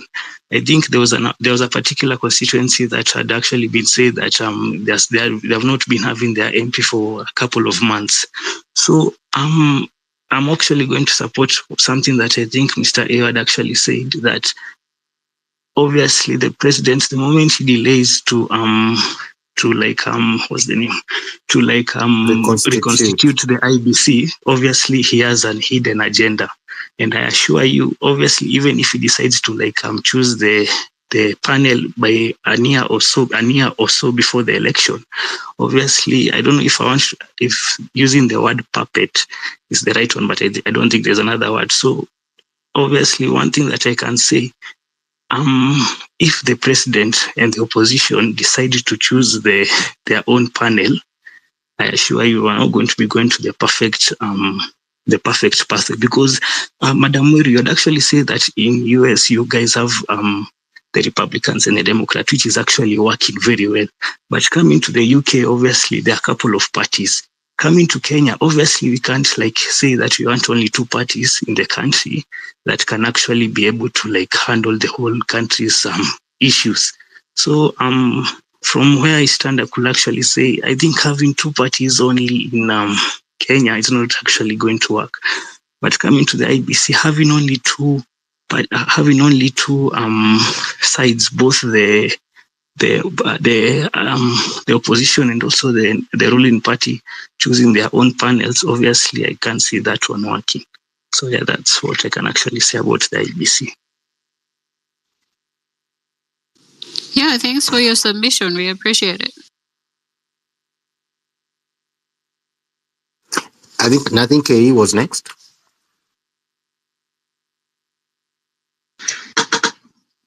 Good evening and good morning, everyone. I'm actually surprised to see Anthony on space at this hour. This must be very important for him. I'm also equally surprised, KE. Yeah, I know your bedtime is around 10 o'clock and you're very strict on that. But anywho, good to see everyone. As usual, I salute our comrades we lost, the injured, and Kenyans at large. It's so difficult being a Kenyan right now. So difficult. IBC. We need to wrestle this monster for sure. For what troubles me is when the IBC said that they lack funds for registration, simply because, of course, the government is aware that there's going to be a landslide registration and probably a win for Genz. But how can we continue to see money being hemorrhaged in government?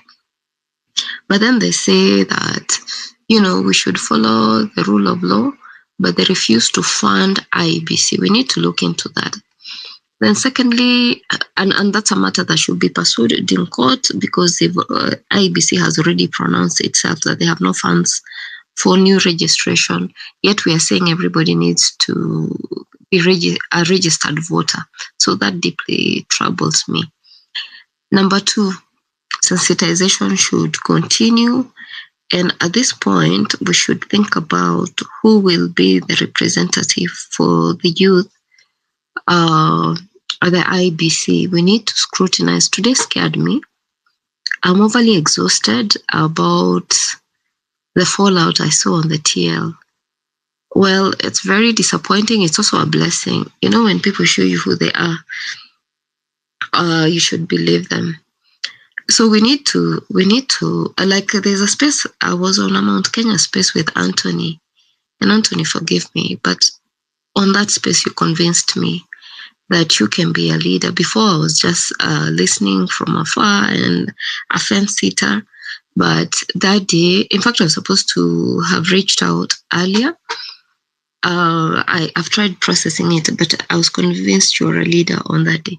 But now we need to have a very critical scrutiny of people we want to have as representative on any issue. The country is bigger than anyone. When people get lost in the movement, and we've talked about space elitism, because I don't see the crime of what Morara did. I don't see the crime on the money he's being sent. At 28, a gentleman is married, has a successful business, and is living his life. So the time he's donating for civic education, we can never afford to compensate him for that money, because they say time is money, because it doesn't matter how wealthy you are, you can never buy time. We need to end this. We actually held a space, I think it was last week on Friday, about conflict resolution. And I was telling people, unfortunately, we will end up with a lot of people who feel entitled, and it will lead to a very severe fallout. And when that happens, we will not have time to regroup and salvage ourselves. That said, it's time. Of course, a lot of emerging leaders all over the place, but looks like emerging is not enough. We need to scrutinize character. And at this point, we need to think of who will be our advocate, our representative at IBC. Besides that, we need to understand grassroots mobilization. As much as politicians spend money, the actual movers are the people on the ground. So we need to identify grassroots mobilizer, people who have influence, people who have charisma, people who are willing to put themselves out there, because that is where we will gain or lose the votes. And I suggest, as we try to imagine, I don't think we should no longer speak about 2027, but we should prepare as though it was tomorrow. So let's think of consolidating funds and pay the grassroots mobilizer. Let's see the grounds we can gain. It is okay to have like a national symbol, but we need boots on the ground. We also need to think about what are they called? I forget. These guys who are in charge of following up that your votes have been counted. Not returning officers. The guys who fumble ODM elections, the guys who are not paid. I don't know whether it was it's not agents. Yes, agents. We need to think about agents, because can you imagine we make a last minute decision and then these guys are bought? We will end up.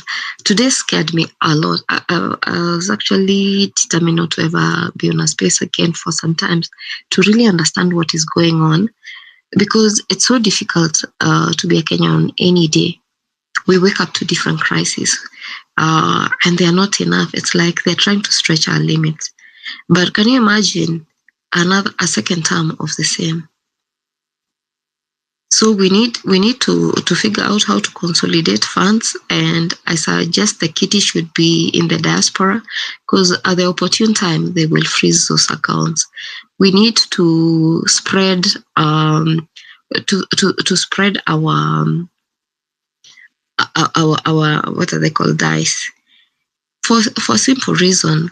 If something happens, say, to our central figure, and to even protect Morara, we need to support other leaders everywhere so that we reduce a single person being the person of interest and target.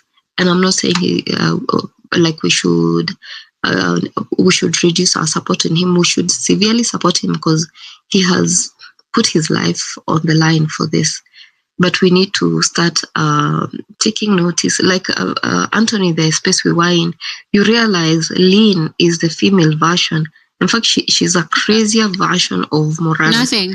Can we please stick to the IEBC? How are we going to get this thing handled? Because we can talk about everything else. I'm sorry to interrupt. We can talk about public education and all this stuff. But at the end of the day, if people cannot register to vote, people cannot get IDs, how are they going to express their opinions and their voices? Mueru, I hear you, but I've tried. If you've been with me on spaces, you realize when I speak on that, embark on an issue, can hear me. Yeah, we can. Yeah. Before, allow me to land Nyati. I'll just speak from a very level perspective. I actually think that people having their voters' cards and them being registered is their own individual civic right. Whether they're going to vote for us or not is another matter.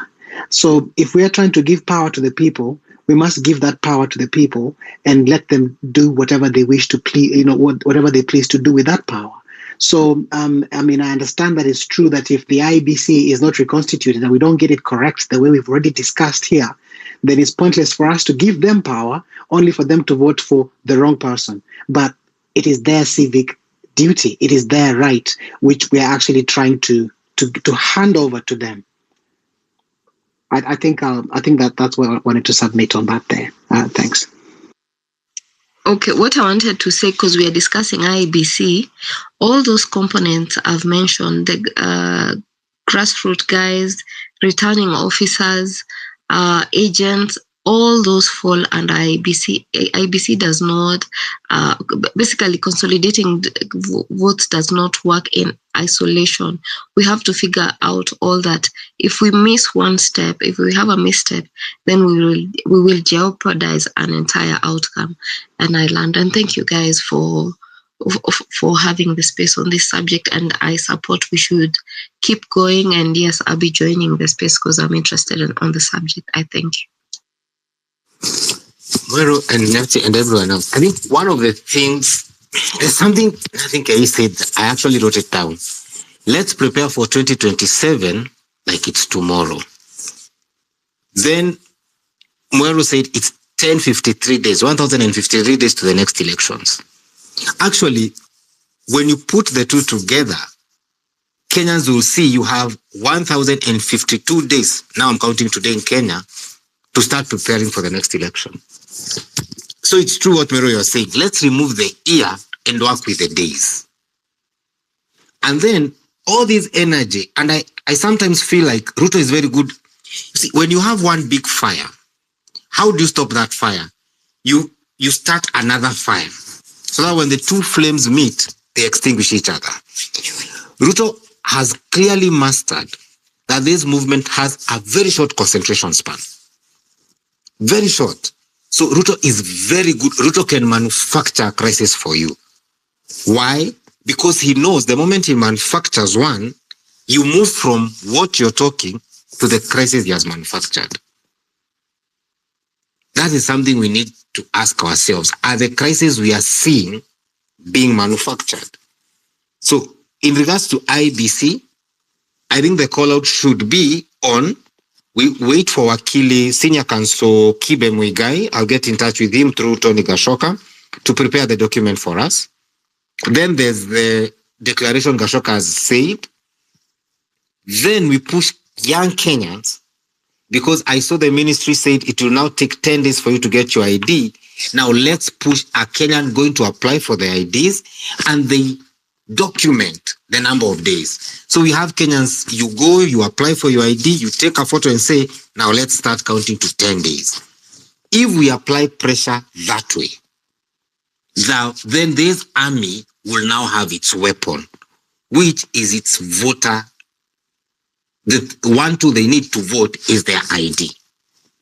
I think that should be what we do. Those are just my thoughts as I go back to Mero and Nyati so that they pass the mic. No, I completely agree. And as we fight for this IBC, let's not forget tomorrow people are going out to protest. So this is also subject for that. Like, you're already in the streets, let's start advocating and fighting for this. My other proposition is simple. We can just declare October is ID registration month, because we can be on the streets demanding for IDs, but we still don't even know if people have gone to apply for them. Yes, we've heard of stories, but can we set a target? Like we say, so next month is October. I can't even think of how many days October is. Let's have a number. We want how many youths out there that need to register for IDs. We set a number and we set a goal. And we have all these people register. And then if they say the IDs are supposed to be produced in 10 days, we don't receive them in 10 days, we get back on the street and start demanding and fighting for them. This government is not willing to give anything. We have to fight for every single thing. And we need to remain very, very intentional, very, very, very keen on everything. all these side stories they're creating, all these distractions they're creating. Let's not waste our energy and time on this. Let's not. Let's stick to the mission. Right. This week, the mission is IEBC. You guys have agreed you're going to file a petition. We have people going to the streets tomorrow that can also take up this initiative. And we stick with that. And then after we're done with IEBC, like we said, we go to the IDs, because I don't think people can register without IDs unless I'm mistaken. And then we keep it at that, and we just stick to one thing. We fight, we accomplish, we move on to the next. Otherwise, the more we scatter ourselves, the more we distribute our energy, the probability is very low of accomplishing anything.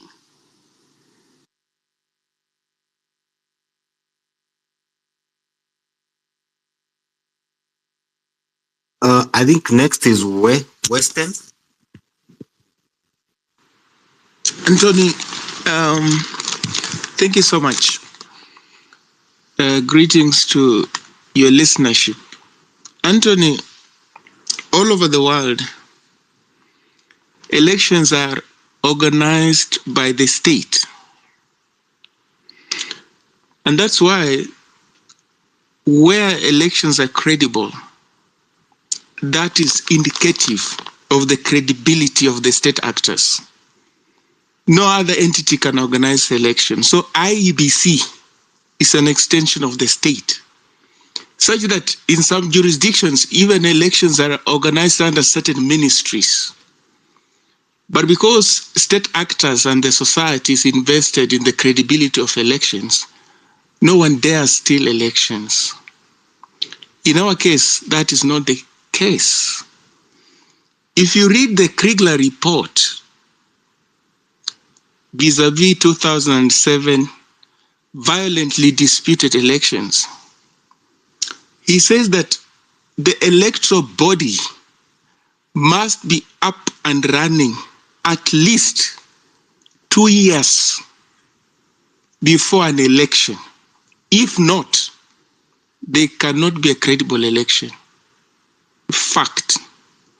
From where we are, there will be no IEBC before the expiration of 2024. So that leaves you 2025, 2026. Get out 2027. So you've got exactly 2 years to the next election, and the IEBC is not in place, is not functioning. So there is no infrastructure for organizing elections in Kenya as we speak now. Look, only clumsy governments, state actors, steal elections on the material day.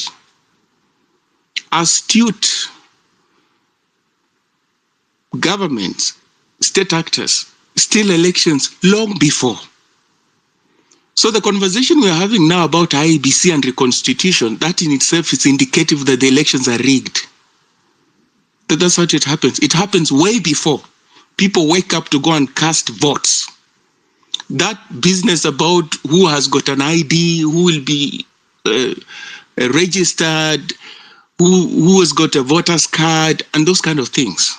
That is how elections are rigged. It's not on the D-Day. And therefore, this is one process I can put it to you, that Ruto knows he is in charge. He is in charge of this one. He can stagger it. He can sit down and see at what point exactly is he going to reconstitute the IEBC. And exactly what does he have in mind to achieve? Because he can draw from the history of the contested elections we've had in the past. And where he's seated, he thinks that this is one election he can't lose. Because he won an election when he did not have a seasoned opposition actor on his side. Now that he has him on his side, he cannot lose the election. Anything can happen, he can't. So I think the work is cut out. And that one cannot be minimized. It's cut out because we can draw from history.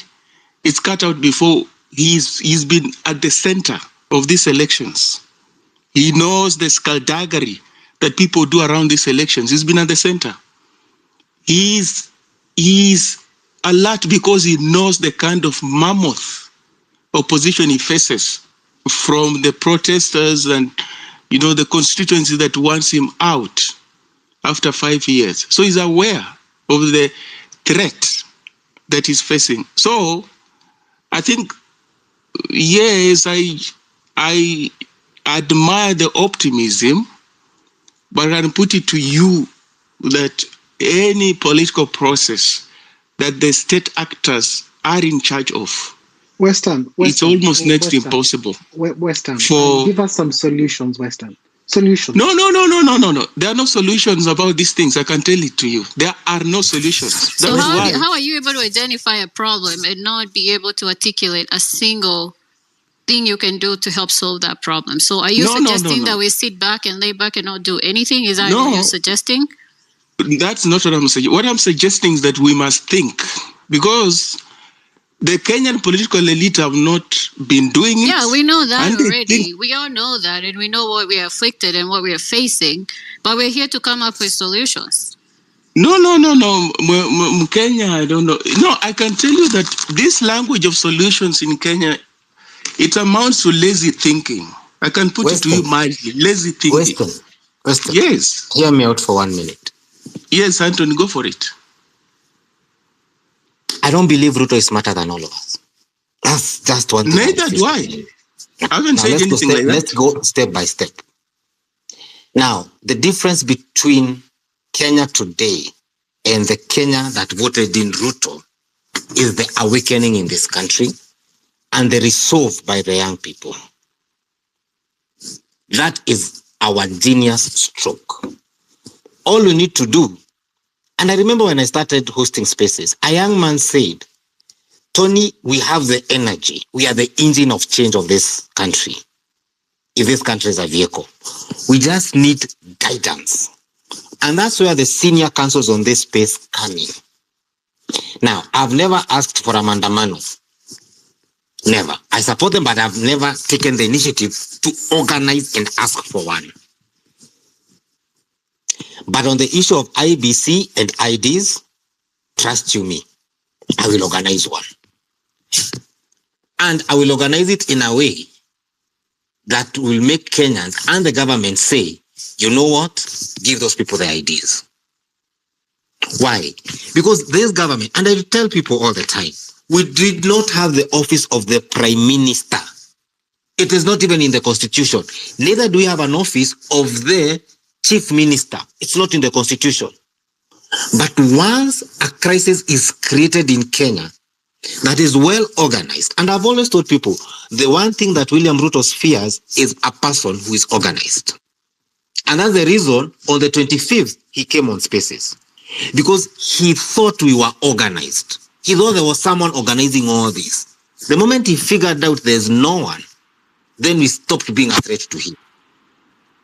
So what we need to do is tell the young people of this country, Gen Zs, millennials, and Gen Xs, and every Kenyan who feels afflicted by this government, that the only way we shall change this government in 2027 is every Kenyan who is of the age of an ID to get an ID. It is not a request.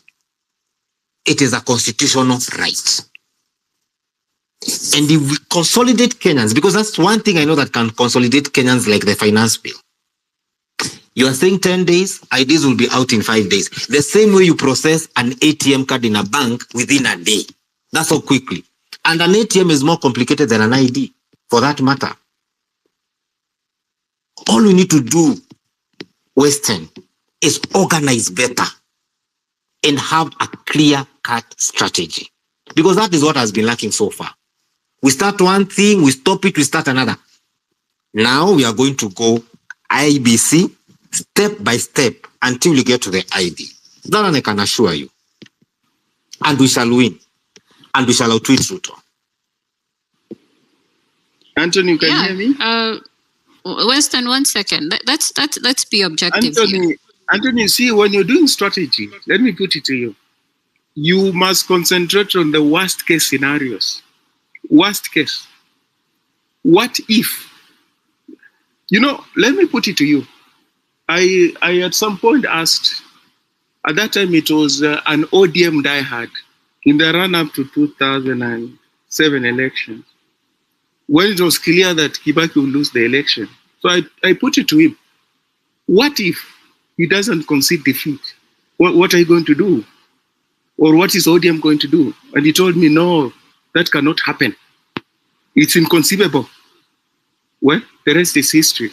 So when you're doing strategy, you concentrate on the worst case scenarios. What if these best laid strategies of yours don't work? What if? That's what Raila Odinga has never done. When he goes to elections, he thinks he's going to win, but he never concentrates. What if the people I'm ranged against play dirty? What will be my So what is your proposed strategy going forward? Because I'm looking at your profile, you're a political analyst. So you should be generating solutions and methods of helping us. So tell us, what are your proposed solutions to what strategy? Whether I'm being heard well. No, we hear you and we're listening to you, but this is supposed to be your area of expertise. What do you propose as some of the solutions? I don't deal into solutions because solutions do not want to Why are you engage challenging people who are busy trying to come up with solutions if you're not able to generate any? No, I'm not discouraging anybody. This is freedom of speech. And in freedom of speech. Okay, hear me out, Weston. Well done. Good riddance. I just wanted to say, gentlemen, okay, we're here for a fighting spirit. We're here to encourage each other to continue plowing forward. We all know that the enemy we're facing has phenomenal odds against us, but we are not those fools to stand on our feet and just get mopped over. Okay, so this is what I'm telling all my peers here. I never came into this space to be discouraged. I never came into this space to be preached at, but I came into this space to find solutions. So let's find these solutions. However high the wall, let's just keep going. Even if we're crying tears and we'd rather cry tears than bleed later on. This is for our children. I was a bit pissed off with that person. Anyway, I think the next speaker, I don't know, Mweru, who was the next speaker, please? No, yeah, I agree with you. A lot of us, it's easy to spend time and waste energy and waste people's time engaging in reasons why something will not work. We can all come up with 600 reasons why what we're doing will not work. But that's not why we're here. We're here because I do not want to waste my time. Let's emphasize and let the trajectory be. We're here to find solutions. People are going out of their ways to file petitions. People are going out of their way to be on the streets protesting. What are you doing besides taking up people's time and space in spaces, discouraging them? Be useful. That is my point. Be useful. If you have nothing better to say, that's okay. You have a right to feel how you feel and have the same and whatever opinions you have, but just keep them to yourself because they're not helping in any way. Let's try to be useful. And that's why I appreciate people who are taking up initiatives like Anthony, who's in this space every week to come up with solutions, come up with topics and subjects that are very relevant to the issues that we are facing today. So if you're here and you're a listener and you want to be a speaker, we want to hear solutions. We had Morara here and he was very clear. We need to be very, very aggressive and diligent and intentional. And we cannot be that if we're entertaining certain people who just want to take up and waste our time. Anyway, the next speaker is Shooks. Hello, mnanisikia? Hello, Yes, Mweru? okay. Okay, so nilikuwa nimejoin hiyo time Morara alikuwa, then I got some issues, then nikatoka, but I'm back. So I found Western talking about we don't have, there's nothing happening, there's nothing will happen. Mpata hapo mkimwattack juu anajaribu kuleta, anafanya turudi desperation time tulikuwa. So niligraduate like last year, time niligraduate, ukianza kuapply jobs man Kenya hakuna hopes. So from November to around hiyo time maandamano ilianza, me and my classmates tulikuwa too hopeless juu everyone is trying to maneuver their way into life. Then hiyo day yenye maandamano mazee, I remember hiyo day before the 25th, I think maandamano ya kwanza, kuna space niliingiaga maandamano ya kwanza, kuna space niliingiaga around 4, ilikuwa around 3, and wasi walikuwa so scared kutokea hiyo day. Walikuwa wasema tutaenda tushikwe ama tukufe. Ilikuwa ina seem impossible, you know. Then maandamano ya 25th ikafika ile yenye tulikuwa tumejata au, and everyone tulikuwa like shit, kumbe sisi tuko important hivi in tunaweza fanya something na kila mse atusikize in our nation. Na from that day, even around my friends, when tulikuwa tuna feel like tuko it's over for us mazi, kila mse alianza kufeel shit, kumbe kuna chance, kumbe tunaweza kuwa something in this nation. Then unapata wasi wengine hiyo time yenye saizi tuna feel mazi, sasa ndo tuko in the mood sasa ya kutake over. Unakuja unasikia wasi wengine talking about ati hakuna solutions. Nimekuwa nikifuatilia about our history for hii time yote ya maandamano for long juu you can I'm a data analyst na you use your data, unatumia data, historical data to predict the future. Ukiangalia history yetu, Kenya is a very inakuwa a very important nation in the African, juu ya especially ile time ya Mau na tulikuwa tunajaribu kufight about the Mau wakifight independence. The greatest threat niyo wakati the common person awakened, anajaribu kuturn against the oppressor. Ili attract everyone, fuatilia history, ili attract everyone from the west and the east. Na hiyo ndo time World War imeisha, Cold War inaanza. You know, Kenya, all our leaders walikuwa wanajaribu kugrabiwa from the west and the east. Na ilifika time yenye mpaka the US, the western nations ilibidi waanze find solutions. Juu tukikosa kwenda saidi yao, tutaenda saidi ya tukikosa kwenda saidi ya capitalism, tutaenda saidi ya socialism. Na all easy solution, all this Kenya tuko nayo ilianzia from the ground. Wase time waliamka wakasema fuck it, lazima we do something, no? Inabidi hadi yule oppressor aanze kuwapea some solutions. Then saizi as much as Ruto kuna hizo power whatever, hata like hiyo time saizi the moment tunatokea with an objective yenye I think ni Anthony anasema, tunatokea na objective, tunasema we are going to street ideas, na everyone anatokea ama a certain objective, na like the same way we did the finance bill. Bro, kaungesikiza around April about your finance bill, Ruto alikuwa anatishia kila mse, anakuambia au ma MP sana anawaambia jaribu ukose kusign, you know. Hadi before niliona before like a week around hapo June, kuna time nilikuwa anaitwa aje mse anakuwa na King'ang'i ndo hairago aje ina Kageni exactly, you know. Kuna time wase walikuwa na call in kwa hiyo show yake, wanasema sasa tutadu jamaa hatuwezi mshinda, tutadu we cannot do anything. Kila mse alikuwa convinced mazee Ruto atatufuck. What do we do? Wakati tulitokea kwa street, as much as bado napitisha hizo mabili huko nyuma ya whatever, huko kwa mlango ya nyuma, si juu yetu tu kutokea tu kwa street hiyo time na tukafight as much as life ilikuwa lost. Eventually ali succumb to pressure na so the same way tukitokea go with an agenda, tuseme tunataka IDs na tunataka IBC, tukae hapo, eventually ata succumb to pressure na maybe hakutakuwa na much change, but lazima kutakuwa na some changes. Na hivyo ndo eventually with that pressure tutaachieve. But ukikamu uanze kusema ati there's nothing we can do, so tukae tu hivyo bila ma jobs, wewe ukishikwa mazee. I work in a liquor store na bro, ukiwa kwa liquor store ndo unajua damn Kenya iko na wenyeji. Juu kila time wewe unawakiaga wasi fulani, you know. Then so tutaendelea tu kukaa hivyo. Tukisema hakuna solutions. Tunaendelea tu kufakiwa by everyone. No, lazima ndio tulifanya hiyo method ina work. That's why unaona kila time kuna maandamano leo kuna maandamano ya wase, leo kesho kuna maandamano ya wase wengine sijui tea farmers.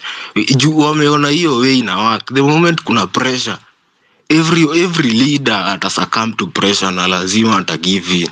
Doesn't matter who it is na adi time ya Moi, the moment we achieve the multi-partyism, it's pressure. Wase waliamka, as much as there was life lost, wase waliamka na eventually achieve. That's why tulipata hii constitution ya 2010 from that multi-partyism, na it'll take a very long time. So hatuwezi kaa tuseme tu tutaka tu hivyo.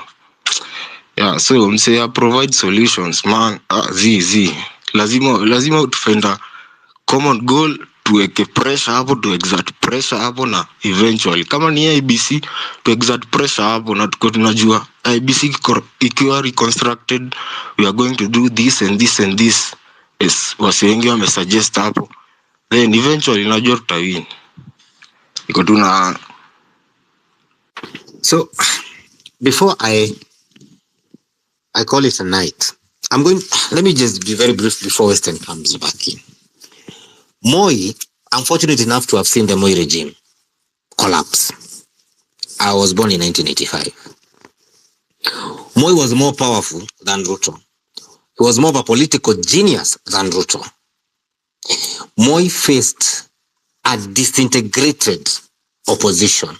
We had Madakaroa, we had Matiba, we had whoever, everyone was in his corner. The moment those guys realized that to defeat Moi, we must come together to repeal Section 2A so that Kenya becomes a democratic state, that's the day the tides changed on Moi. And Ruto is a student of Moi. So much so that he started shaving bald like Moi, walking like Moi, dressing like Moi, and he thinks and functions like Moi. And I say that with a lot of confidence. Okay? Because one of the things I did is I've done my homework on Ruto. A very good homework. Now, to win against Ruto, we must redo what the Matibas did to defeat Moi, and eventually Kebake did. We must come together across this country like we did on the 25th.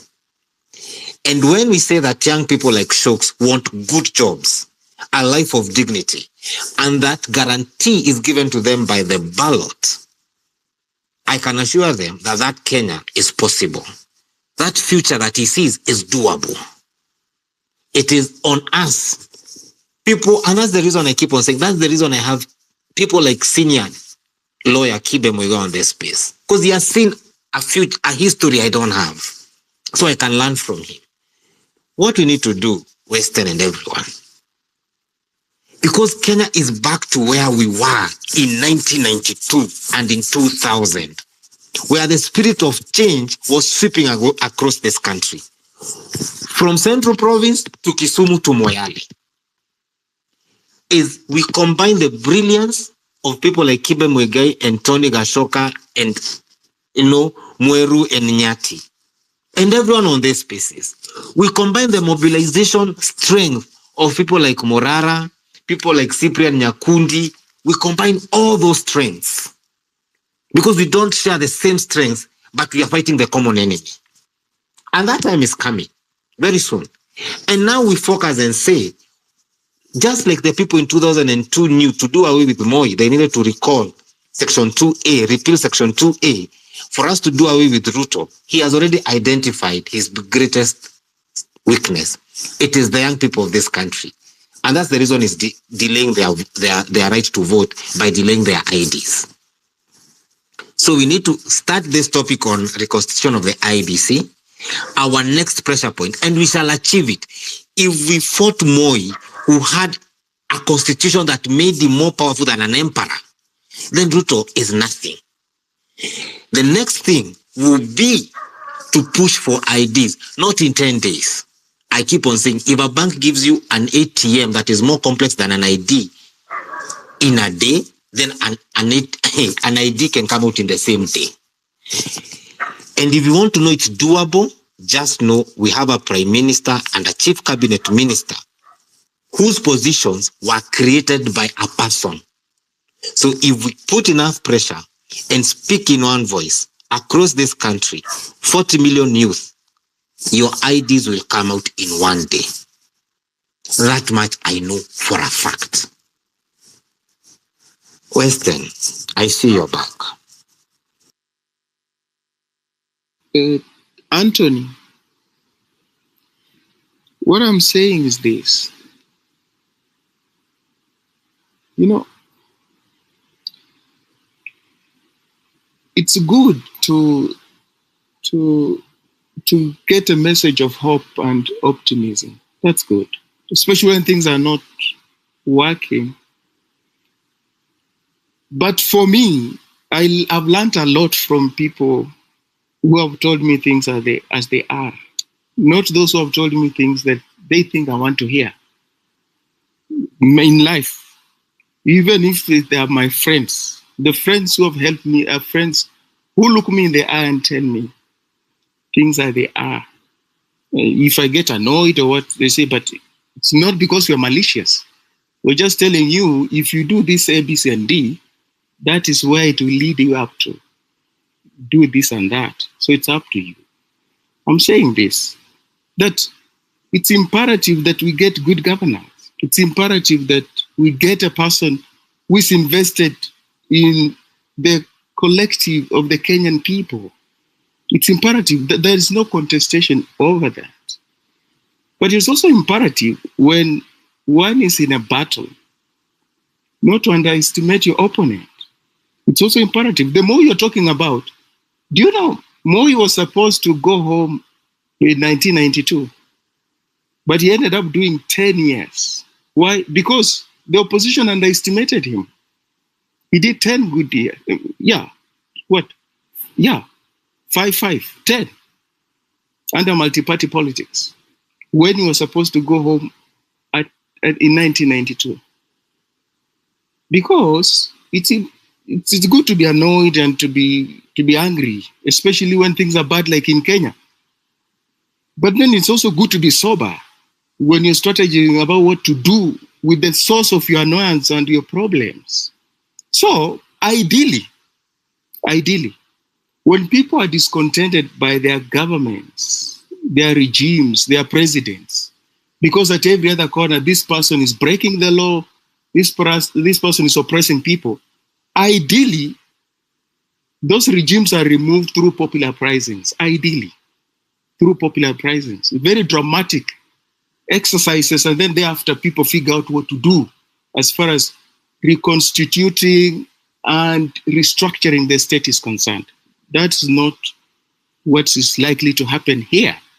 So it's going to go back to the legal processes and structures and institutions. And I'm saying, also, historically and across the world, those processes are usually vulnerable, susceptible to the very, very people who are supposed to be punished by those processes.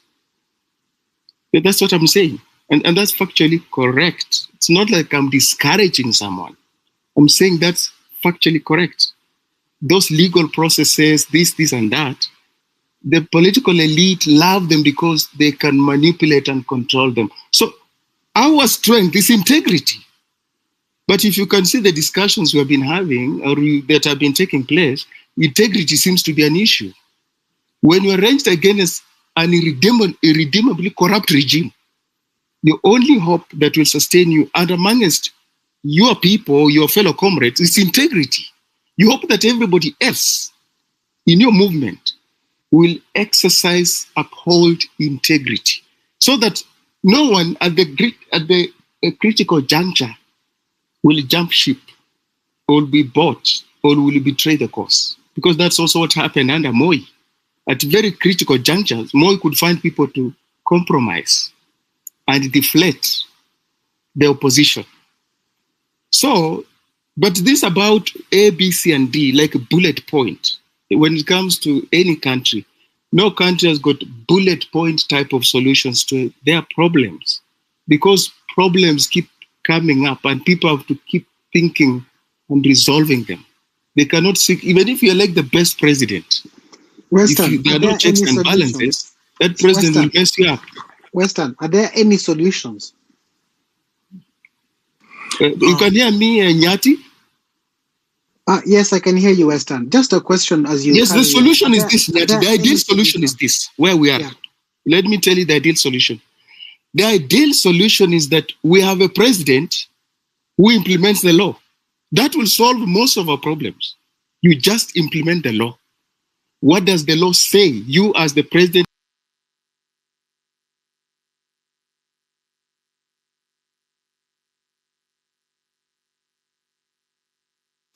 Nyati, you're next. It's 1:32 in Kenya. Yes, brother. Thank you very much. Before Nyati goes, can we hear from Kilimanjaro and then Nyati, and then we can conclude? Yeah, he had his hand up. Okay, thanks. I actually just wanted to more or less direct this to Western. My belief is that if you do in strategy, if you do a lot of analysis, then you end up in paralysis. And I think that is more or less where he's ending up. You know, he's doing a lot of analysis that is ending up in paralysis. I really support what Anthony is doing. We should support him. Eventually, I think nothing had said about, looked at the whole process. And I think eventually the mechanism is going to end up becoming a machinery. So at this juncture, I want to concur with what you guys are doing. You know, let us attack, let us eat the elephant bit by bit. Eventually, we'll get to that point whereby we will manage to do a lot of things, just like Ruto is doing. Because if you look at Ruto, he has the capacity of having the machinery at his disposal, which he can manage to do a lot of actions, at the same time. So I think let's go ahead with this. Let's no need of a lot of paralysis. As I concur. Cheers.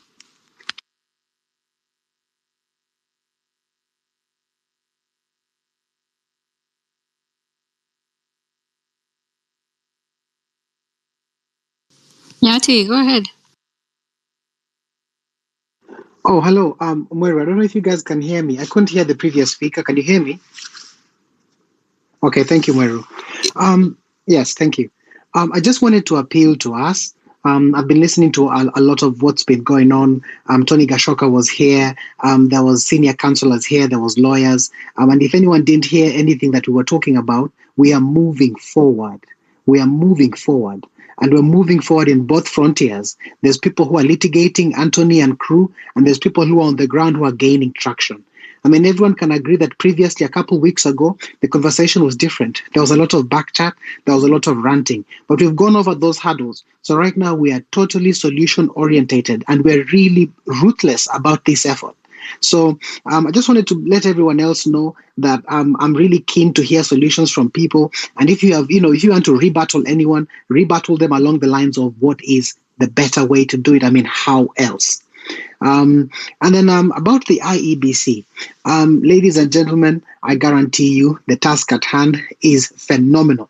However, this is our task. We are the Kenyans, and these are our laws. So whoever wants to tell you, this is infinitely impossible, we can't do this, we can't do that, then leave Kenya. Leave the country alone. All right. You can't water down the efforts of those who are trying to save the dream itself, even if the dreaming is all they can do. You can't look left and right and see the people who are doing nothing about it and go and join them. And then from wherever you're standing there, start shouting at those who are attempting the littlest efforts at actually salvaging the country. I'm just saying, please sit down. Let this revolution continue. We are the ones who are going to deliver the future of our children to our children. And this is how to do it. There's something else that one of the lawyers, and I think it's senior counselor, Kibe or something close to that.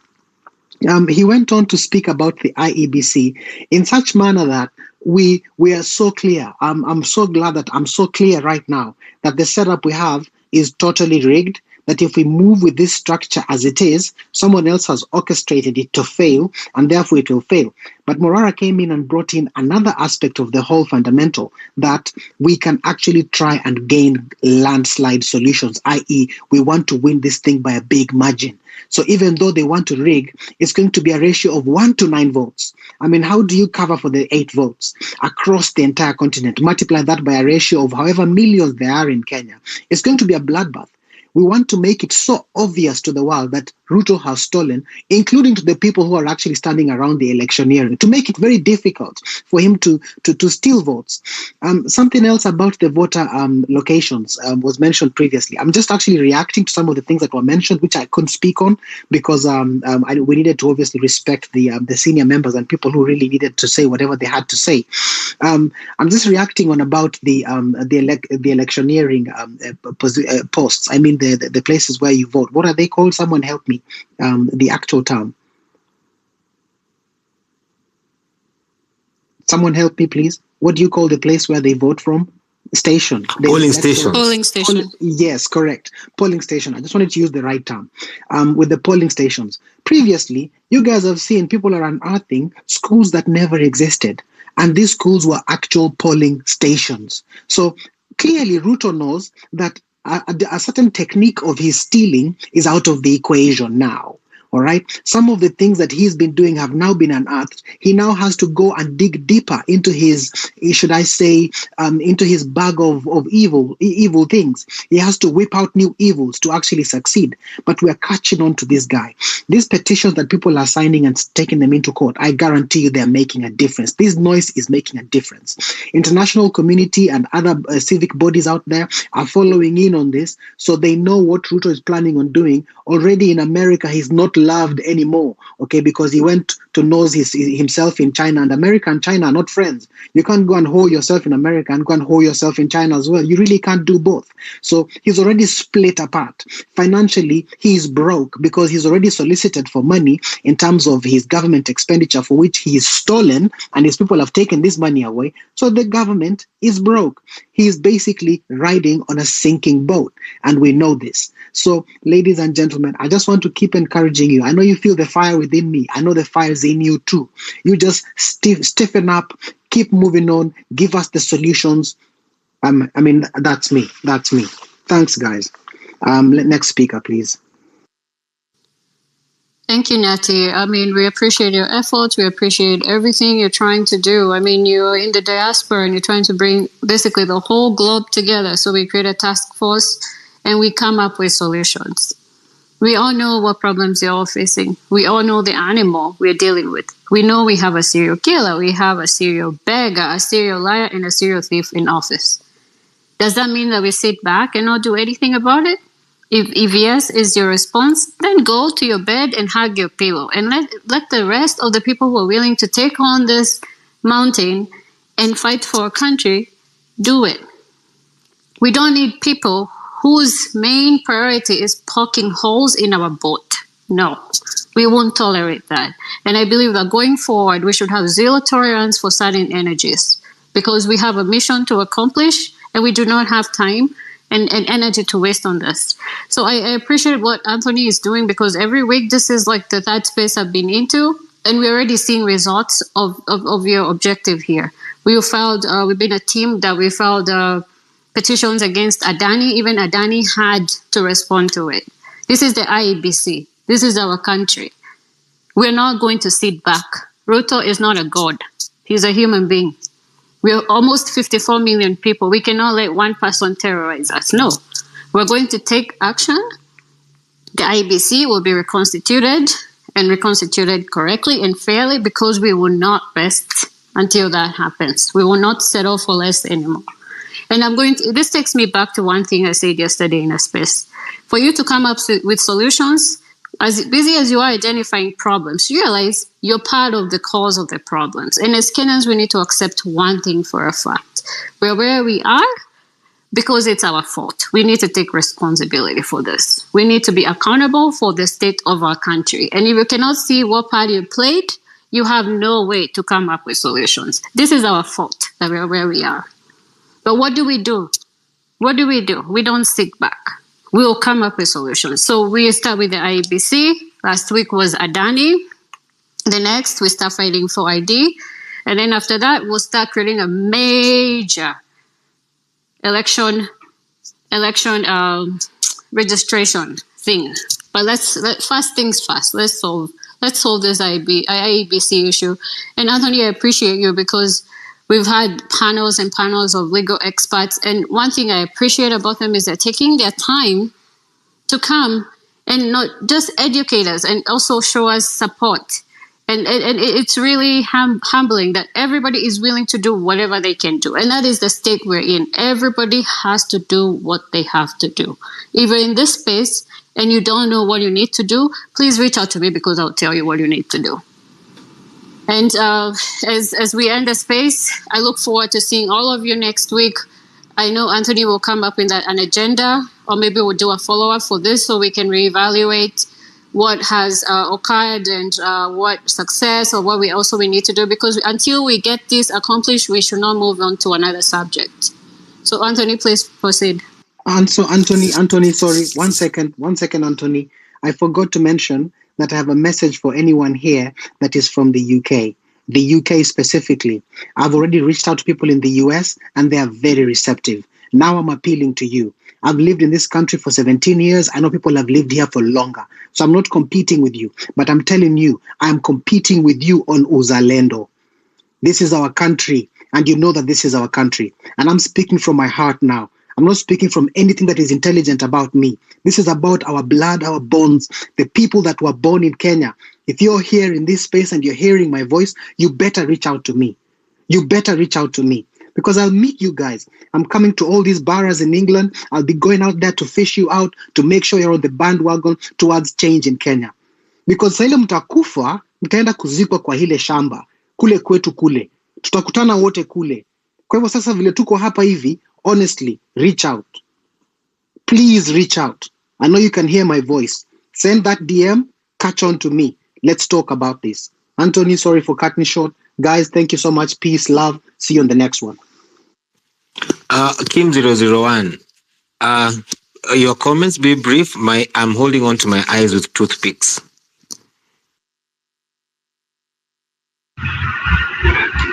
In fact, I put my hand up.